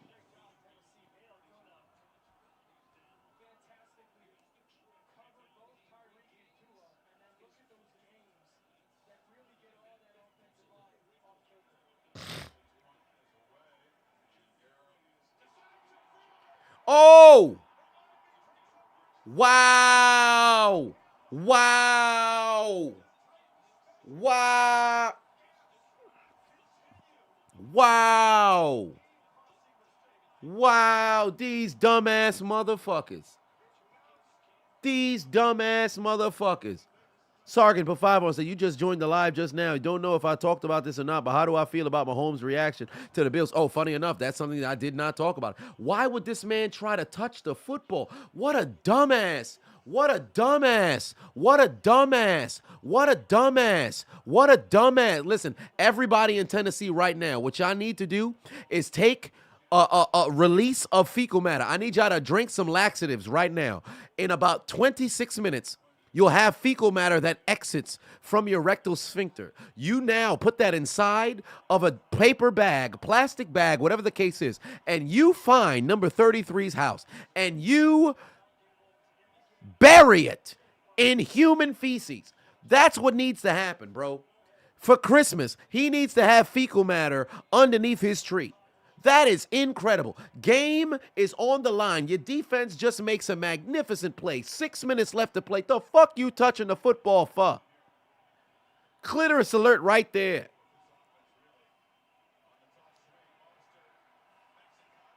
Oh, there's Raheem Mostert trying to find the end zone. I actually need a touchdown for Mostert, but I don't think it will matter for my pick 'em.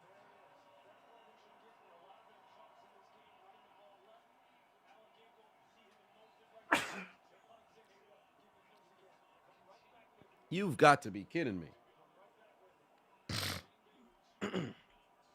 You've got to be kidding me. Green Bay now in the red zone, ladies and gentlemen. Which NFL team has the best aesthetics? I like the Chargers. There's Raheem Mostert, got the touchdown. 33 better be getting cut. 14 grams of crack. Then you sell it. That's crazy.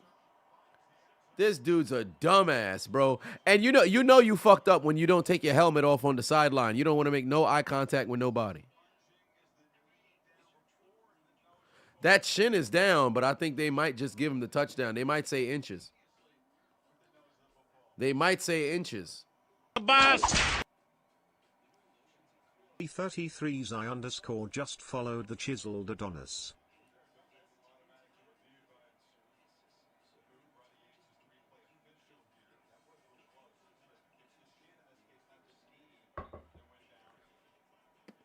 That dude's an idiot. But, Sargent, to answer your question, I will say this. My reaction to Mahomes losing to the Bills, there's obvious frustration because in the regular season, the Bills have had the Chiefs' number. Moreover, the Chiefs are really struggling. They've lost 4 of their last 6. They don't look very polished. They're a defending champion. They don't look like a defending champion, right? So with the playoffs on the horizon, and Mahomes, if you remember, Mahomes was damn near godlike in December. If you remember, like 2 years ago, coming into 2 years, he was damn near godlike in December. Let's keep it real. These L's aren't really his fault.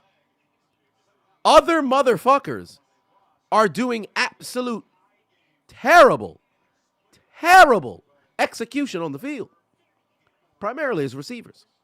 So if that being the case, of course you'd be frustrated. Now,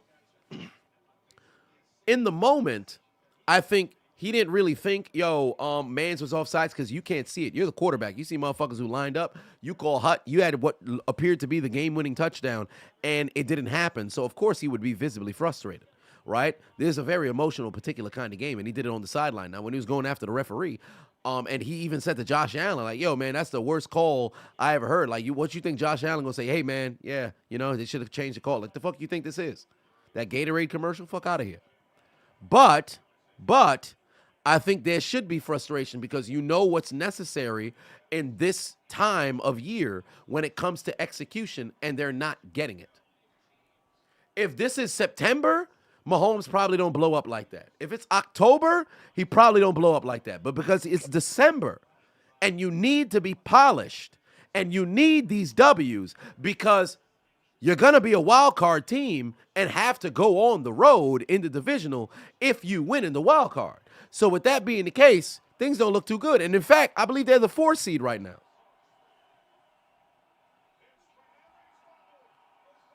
Oh my God, they fumbled the football. They fucking fumbled the football.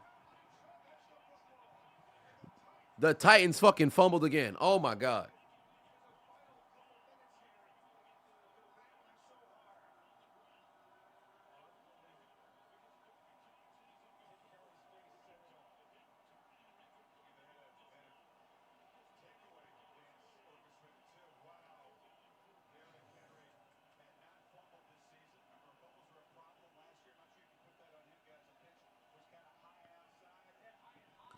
That's a fucking terrible goddamn pitch, bro. He threw that shit behind him. What are you doing?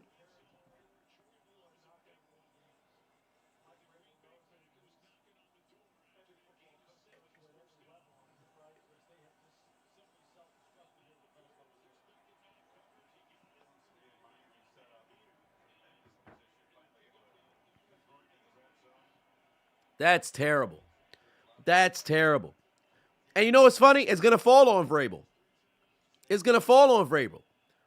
Because guess what? Although you do say Vrabel needs to go, me personally, I think it's time for Vrabel to move on from this Titans team because he had them competing, making to AFC championships. But then here it is. They're coming up short now. They're not competing at a high level. It might be time for Son to dip. If he's willing to be a coordinator, come to Pittsburgh.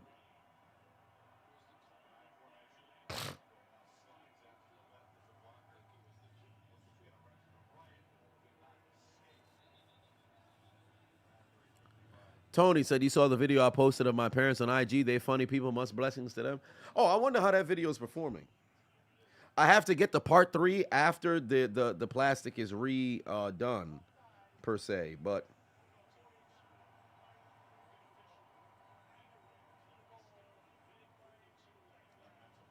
let's see here.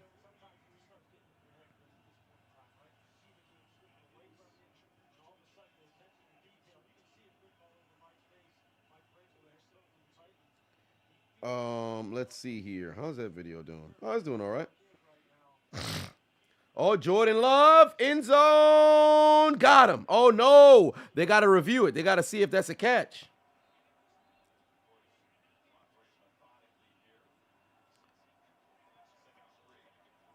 They about to go and review that. 2nd and 3. Can they stop Mostert? No, they can't. Touchdown. 3rd and goal. They said it wasn't a score. And yet another touchdown. Hey, yo, Wilkins over here twerking. Hey, yo, pause. What's going on? This man pulled up just to go pop his booty. Hey, yo. Bad pass. Oh, my God, he caught it. Did they score? Touchdown for the Packers. Touchdown for the Packers. He don't even got no damn helmet on. That's a touchdown for the Packers. Malik Heath, did he catch? The ball breaks the plane. Feet in bounds. That's a touchdown. That's a touchdown. What a pass. What a catch. What a finish. That's how you play. What a play. Back-to-back touchdowns in both Monday Night Football games. JC said, what pack we smoking? It looked like it could be definitely the Titans pack, but it could be a Giants pack, but we'll see if the Italian can lead them back down the field.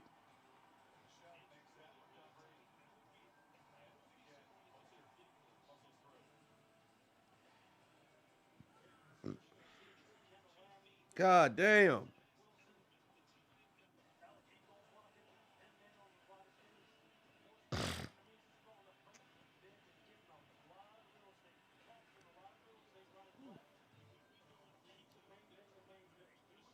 Golly, what a fucking finish we got over here. Who would have saw this coming with both these games?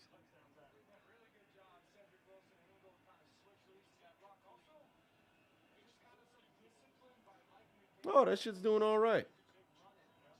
Well, what do you know?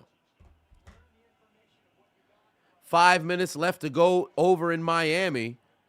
Oh, and by the way, for those who did not know, the Dolphins now have how many points? 27. 27. 27.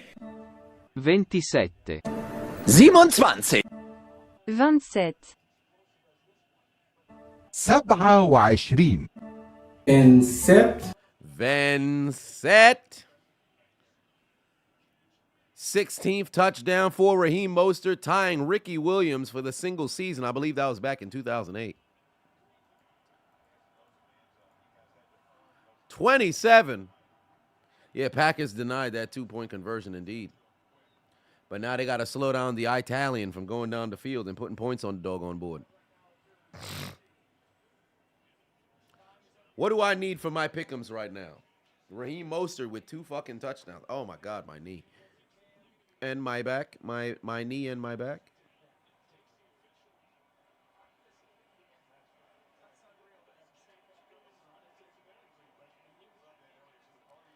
Oh, I need Nick to get some yardage here. I need Westbrook. Oh wow, it was in his direction too. I need just 15 yards from Nick Westbrook. I need 15 yards from Nick Westbrook. And then I also need Will Levis. Oh, geez, Will Levis is not going to get that completion percentage. Unless he were to go perfect moving forward, and Tyreek Hill's not going to pick up any yardage, so it's clipped for this one. So essentially what I need is I need Nick Westbrook to get me 15 yards, because there's no way I'm going to get this one. The Chiseled Adonis. There's no way I'm going to get this one. Tyreek Hill's not going to get no other reception for the remainder of this game. And Will Levis, although even if he was to go perfect on the remainder of this drive, because Tyreek Hill's not going to get another reception, it's over. My only opportunity is if they can find 15. Throw the ball to 15.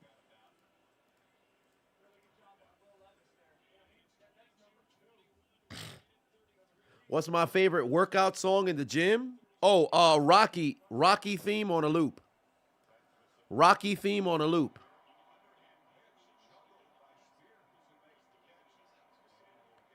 Rocky theme on a loop. That's always been my go-to. Rocky theme on a loop or all kinds of anime. 50-yard line. Here comes Will Levis. Got to get rid of the football. Throws it too doggone low.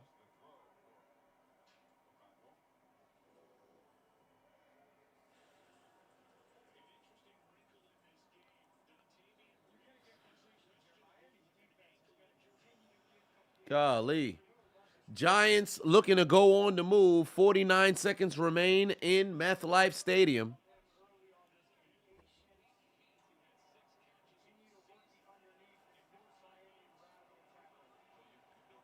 Here we go. Let's see what they can get going here. Oh, man's jumped off sides. What is he doing? That's a false start.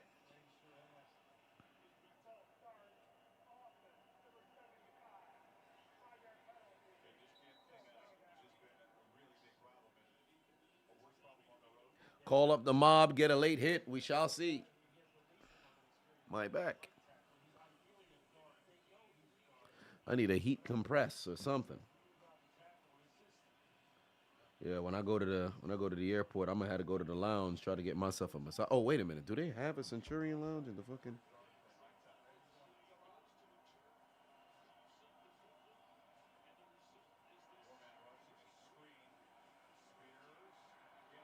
Oh yes, Terminal B, gotta pull up there.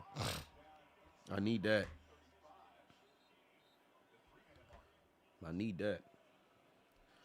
Get myself a massage tomorrow. Need that heat compress, bro. I need all that shit, bro. My back is fucked up from that goddamn. Let me see if I got some footage. I didn't bring my glasses with me, but I did record something when I was in that damn bounce house. There we go. Yeah, I got some footage from that damn bounce house. I was losing my damn mind up in there. I was like a goddamn kid up in that son bitch. Look at all these children. Look at all these goddamn children, bro. I'm over here trying to eliminate people.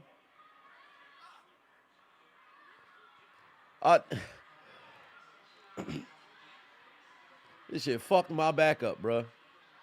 I almost stomped hell of these kids out, bro. I ain't gonna lie to you. I think I fell down. Yeah, I almost stomped hell of them kids out, bro. They had a game called Stomp, too. That shit was fun. I almost stomped the hell out of them goddamn kids. But I was a terror up in there. I was a damn terror up in that sumbitch. Oh, here come the Giants all the way inside field goal range. There we go. Give me my yards. Thank you. Thank you. That got me my yards. Thank you. I got a W on Underdog. That's got to lock it up on Underdog. That got to lock it up on Underdog. That's got to lock it on Underdog. Come on now. Give me my W. Give me my W. Give me my W. That's got to lock it on Underdog. Get me my W. Get me my goddamn W. Come on. Lock it up. Fix it. They never want to do it live whenever you get an actual W. Good pass in the end zone. DeAndre Hopkins touchdown. I should have chose the DeAndre Hopkins touchdown. That shit had like a 3X plus. But that should have got me oh, there it is. There it is. We all green now. We all green now. I got myself a W.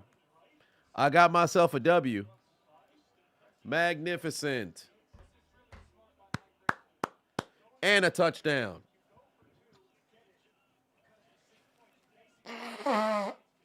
And a touchdown.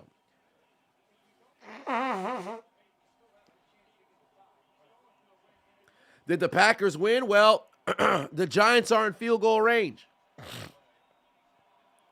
The Giants are in field goal range. 2-point attempt coming right now for Tennessee because Mike Vrabel says, why kick an extra point? Might as well go for 2 here. If I'm Will Levis, I'd just keep it and run it in myself.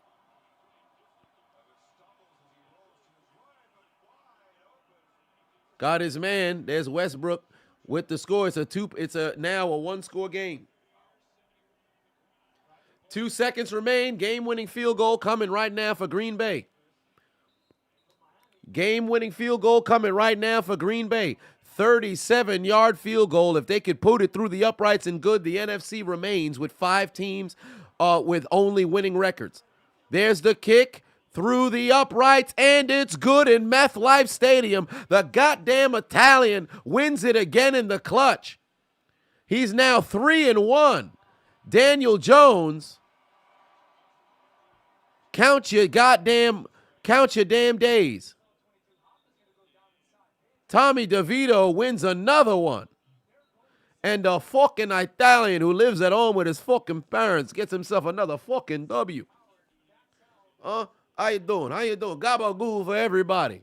Gabagool for everybody.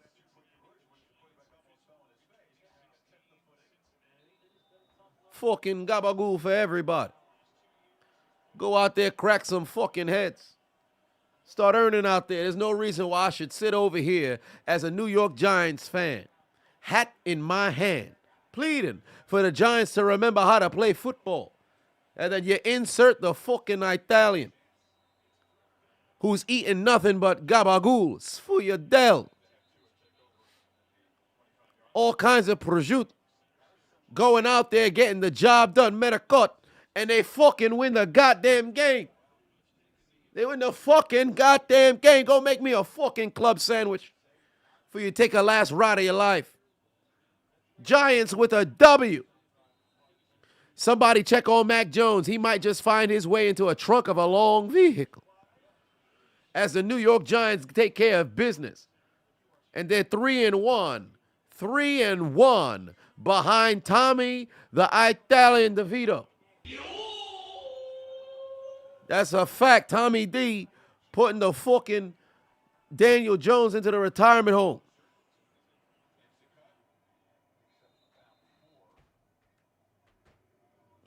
Somebody go get the fucking Sfuyadel.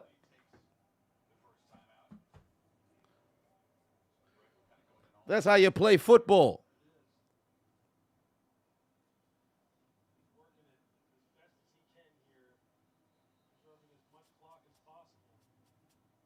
Somebody call the Green Bay Packers.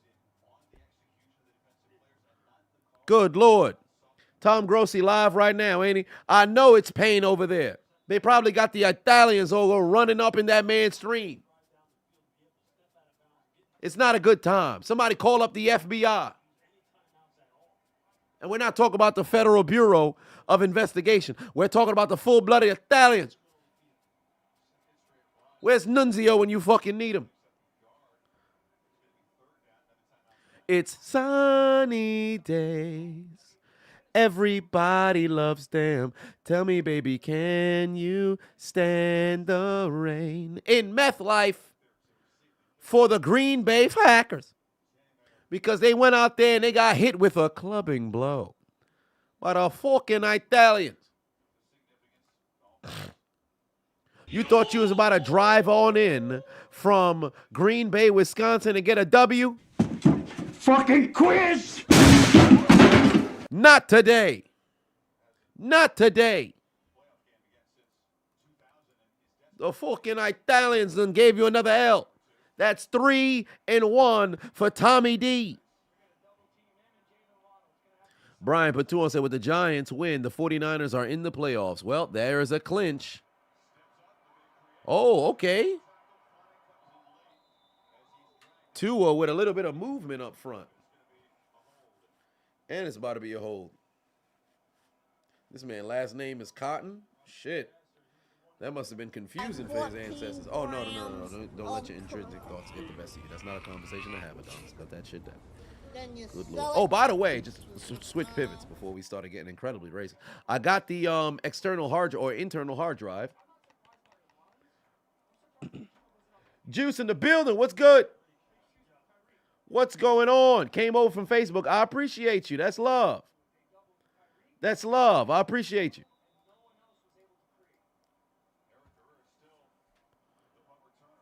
Good Lord. Everybody call a flag right there. They done push them boys back. Now the Titans got a chance over here. The Titans got a chance over here. This man, it doesn't. Thank the Lord he didn't fumble on that play, bro. Thank the Lord he didn't fumble on that play. We need more Sopranos clips. Indeed, we do. I could have many, but then you don't want to run the risk with copyright. Yo, this dude is just absolutely flustered. He almost fucking cost him the game again. Tommy two time.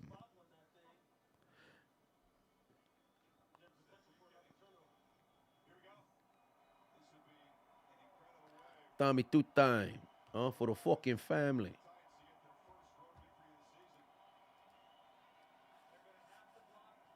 Here we go. Somebody going to have to make a play. Tennessee got one timeout from their own 36-yard line. If I'm them, get the football in the hands of DeAndre Hopkins. Get the football in the hands of DeAndre Hopkins. Will Levis, wide open is DeAndre Hopkins. Huge first down. They're inside Miami territory. I told you, get the ball in the hands of DeAndre Hopkins.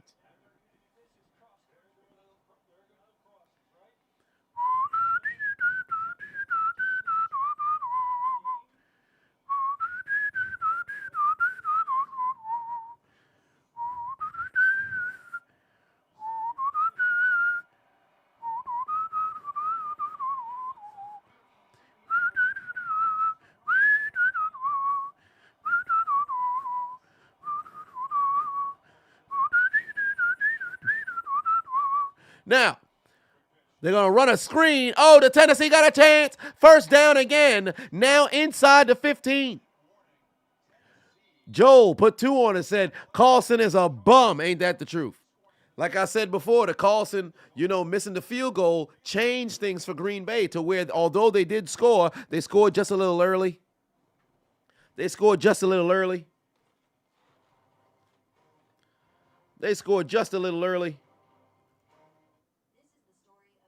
Things could have been a little different. Things could have been just a little different. I want to hear back the whistle. Oh, wait a minute.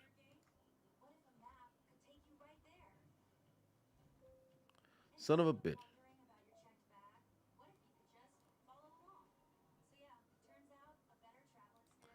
Golly. What are they doing? With that, who that? Oh, you said I've been to too many pizza joints. In fact, I need to go to a pizza joint tomorrow. I need some pizza. I actually been craving some pizza, but I ain't gonna have no time. You have a feeling for overtime? Nah, that ain't gonna be the case. They would need Nick Folk to miss an extra point, but they would have to score first.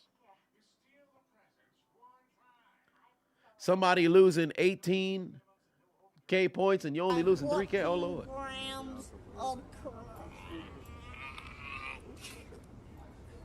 I don't know about no field goal. I mean, overtime.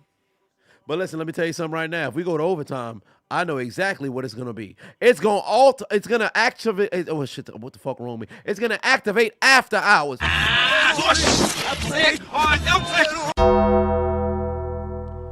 I said after hours.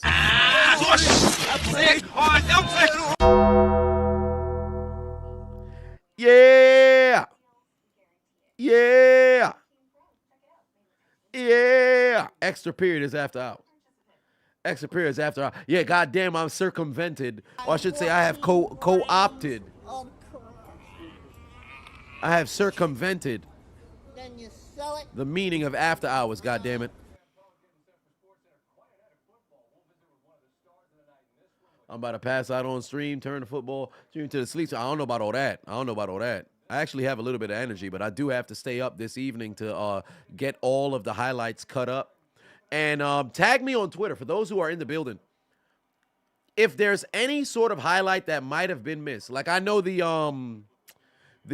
was a juke from Zach Wilson that looked absolutely abysmal. If there was any highlights that may not have been in the totality of the package highlights, tag me in them on Twitter if you can before you go to sleep. Because I promise you, tomorrow morning, because I have to get ready for said flight, I'm going to just record straight through. So whatever highlights that I have that's posted from the NFL, that's what's going to be in the video. So if I miss some stuff, hey, it is what it is. So we're up against the clock. So if there's anything that happened yesterday that should be talked about, definitely tag me on Twitter, and then we can get that. I'll get all of that added into said commentary this evening, right before we record tomorrow morning. So there is that. Good Lord. If the Titans lose, all the AFC South teams will have taken L's this week. Well, it wouldn't be the first time. I couldn't believe that the Texans had lost. And then I was shocked that Jacksonville played as bad as they did.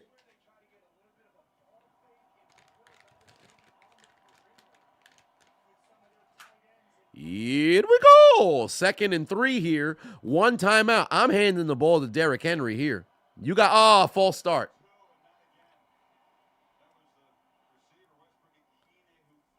What a dumbass.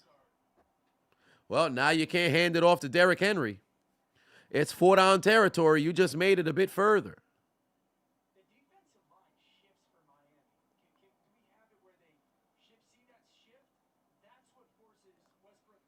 Nah, the shift isn't going to cost a full. No, it's false start. It's false start.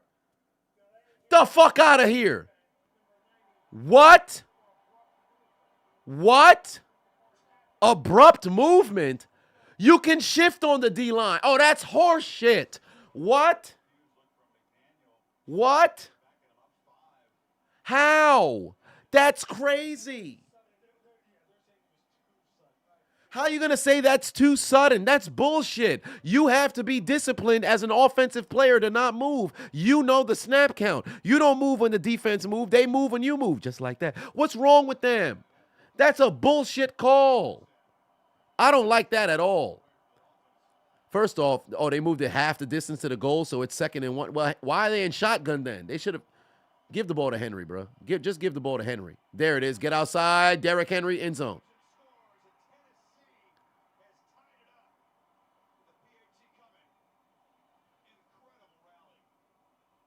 Wow. It looked like this game was all but over.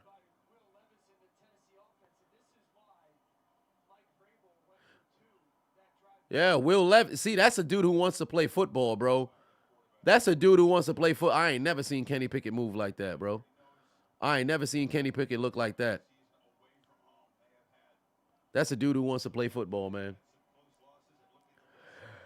And with that touchdown and the game tied at 27, not anymore because Nick Folk puts it through the uprights and good. Ladies and gentlemen, that's the 2nd touchdown for Derrick.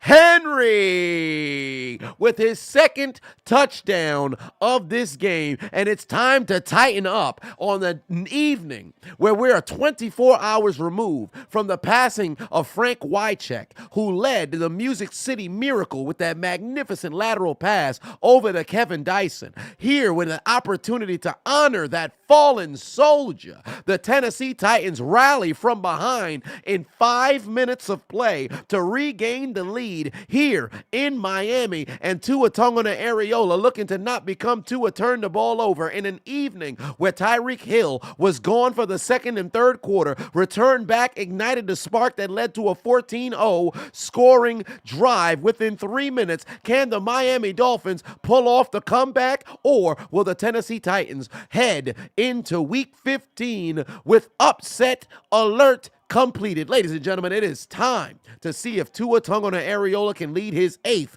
career game-winning drive. It's time to play football. Let's go. Let's go. And for whatever reason, Tyreek Hill's on the bench. I don't understand it. These formations, McDaniels is calling on this offense without Tyreek Hill in the game. Man, I don't understand it. Get that man on the field. He's the MVP. I see Jalen Waddle, not Tyreek. Berrios is still on the field. I don't understand it. The fuck are they doing? Why is Tyreek Hill not on the field here? Oh, he didn't get out of bounds. They're going to keep that. Oh, no, he did get out of bounds. Get Tyreek Hill on the field. Get Tyreek Hill on the field. Why is Tyreek Hill? Dan Marino's in the building. Why is Tyreek Hill not on the field?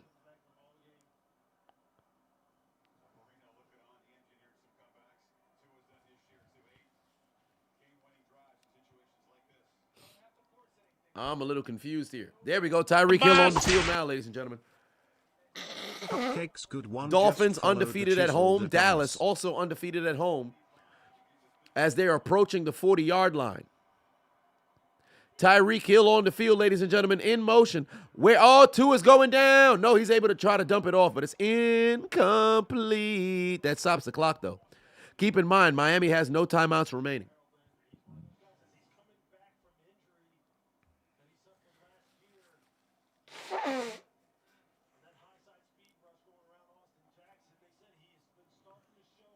Dan is perplexed. Indeed, he is. He's probably sitting there like, how the fuck did this comeback happen? Will Levis looking around. Keep in mind, the Titans get this football back. The game is over. This is it for the game. The Tennessee Titans, if they can hold here, they pull off an upset. Because keep in mind, the Dolphins are undefeated against teams that are under 500. There's a pass by Tyreek, caught by Smite. But that's going to keep the clock moving. It is indeed a catch, but that's going to keep the clock moving.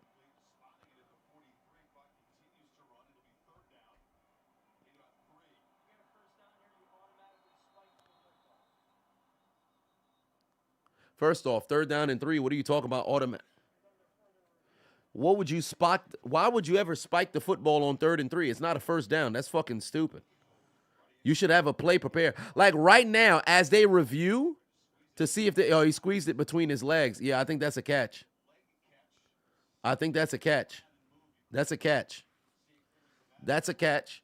But here's the thing. If you're Miami, you better have 2 plays prepared. Because here's the thing that they should have prepared.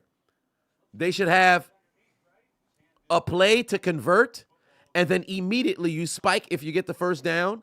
Or you should have 2 plays prepared for if you complete the play on 3rd down, but you don't pick up the first down, you need to have a 4th down play prepared.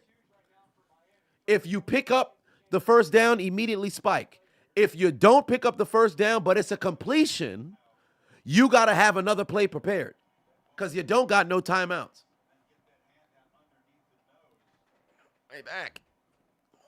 My back. Shit. You got to be prepared.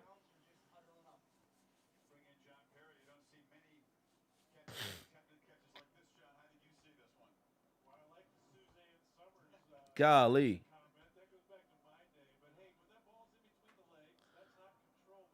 The Giants making the playoffs. Okay, all right, hold on, DeAndre. What are we talking about?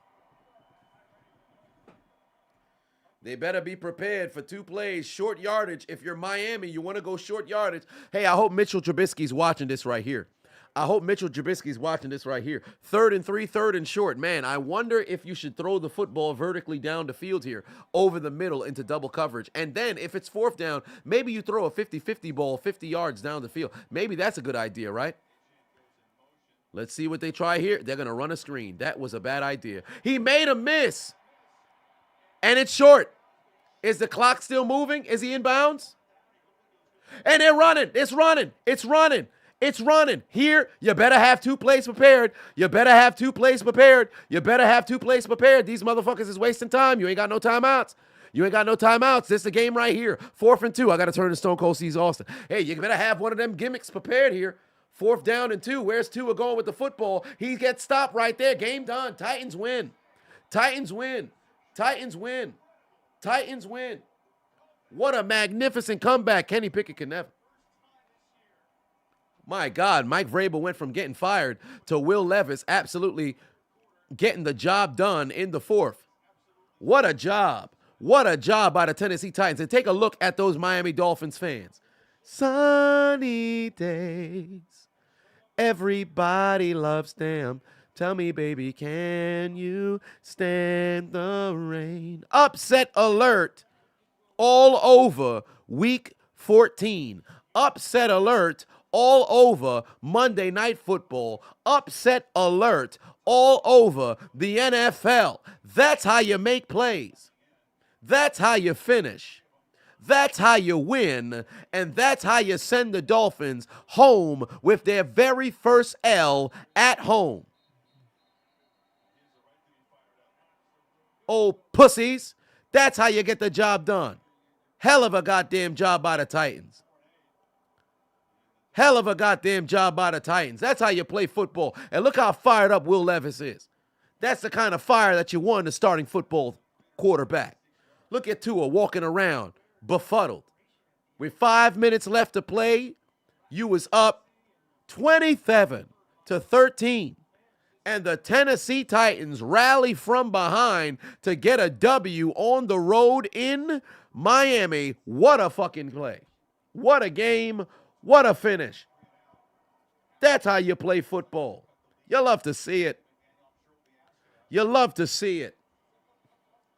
Hell of a doggone job from Tennessee because they told the Miami Dolphins to go join the Green Bay Packers in taking out their Metro cards and getting aboard the L train. You lose. You understand? You lose. It's all over. It's over. What the hell wrong with them? What's wrong with them? It's over. What's wrong with It's it? over. What's wrong with it? Their first win down by 14 with damn near 6 minutes left to play. They were 776. You lose. You lose. You lose. You lose. You lose. You lose. Failure. Failure. And tonight, give them their dinner. Fresh hot ales, fresh hot ales, fresh hot ales, fresh hot ales, fresh hot ales, fresh hot ales, fresh hot ales, fresh hot ales. Fresh, hot L's. Get your lemons. It's over. You lose. It's over. You lose. It's over. You lose. It's over. You lose. It's over. You lose. It's over. You lose. You lose because Miami shit the bed like this evening like tonight like today like on the 11th like L's, baby. L's. And I won 10 Dura on Underdog Fantasy. I won 10 Dura on Underdog Fantasy. This was a W across the board, ladies and gentlemen. That's a W across the board. Way to take care of business. Way to take care of business. That's how you finish. Justin Pateno said Giants might have to draft an O-line and cut Daniel Jones and stick with DeVito right now. I ain't going to lie to you. I agree. But you just paid Daniel Jones. I think I wouldn't rush him back from injury. If I'm them, I wouldn't rush him back from injury. I think I'd say, hey, man, take your time. Good Lord, what a finish. What a finish. That's how you want to see football games end, man. That's how you want to see football games end, man. I don't know the sign language for standing on business or who even started this stand on business stuff. Where'd this come from? But one way or another, the fucking Italians got the job done in New York, huh? The fucking Italians got the job done in New York.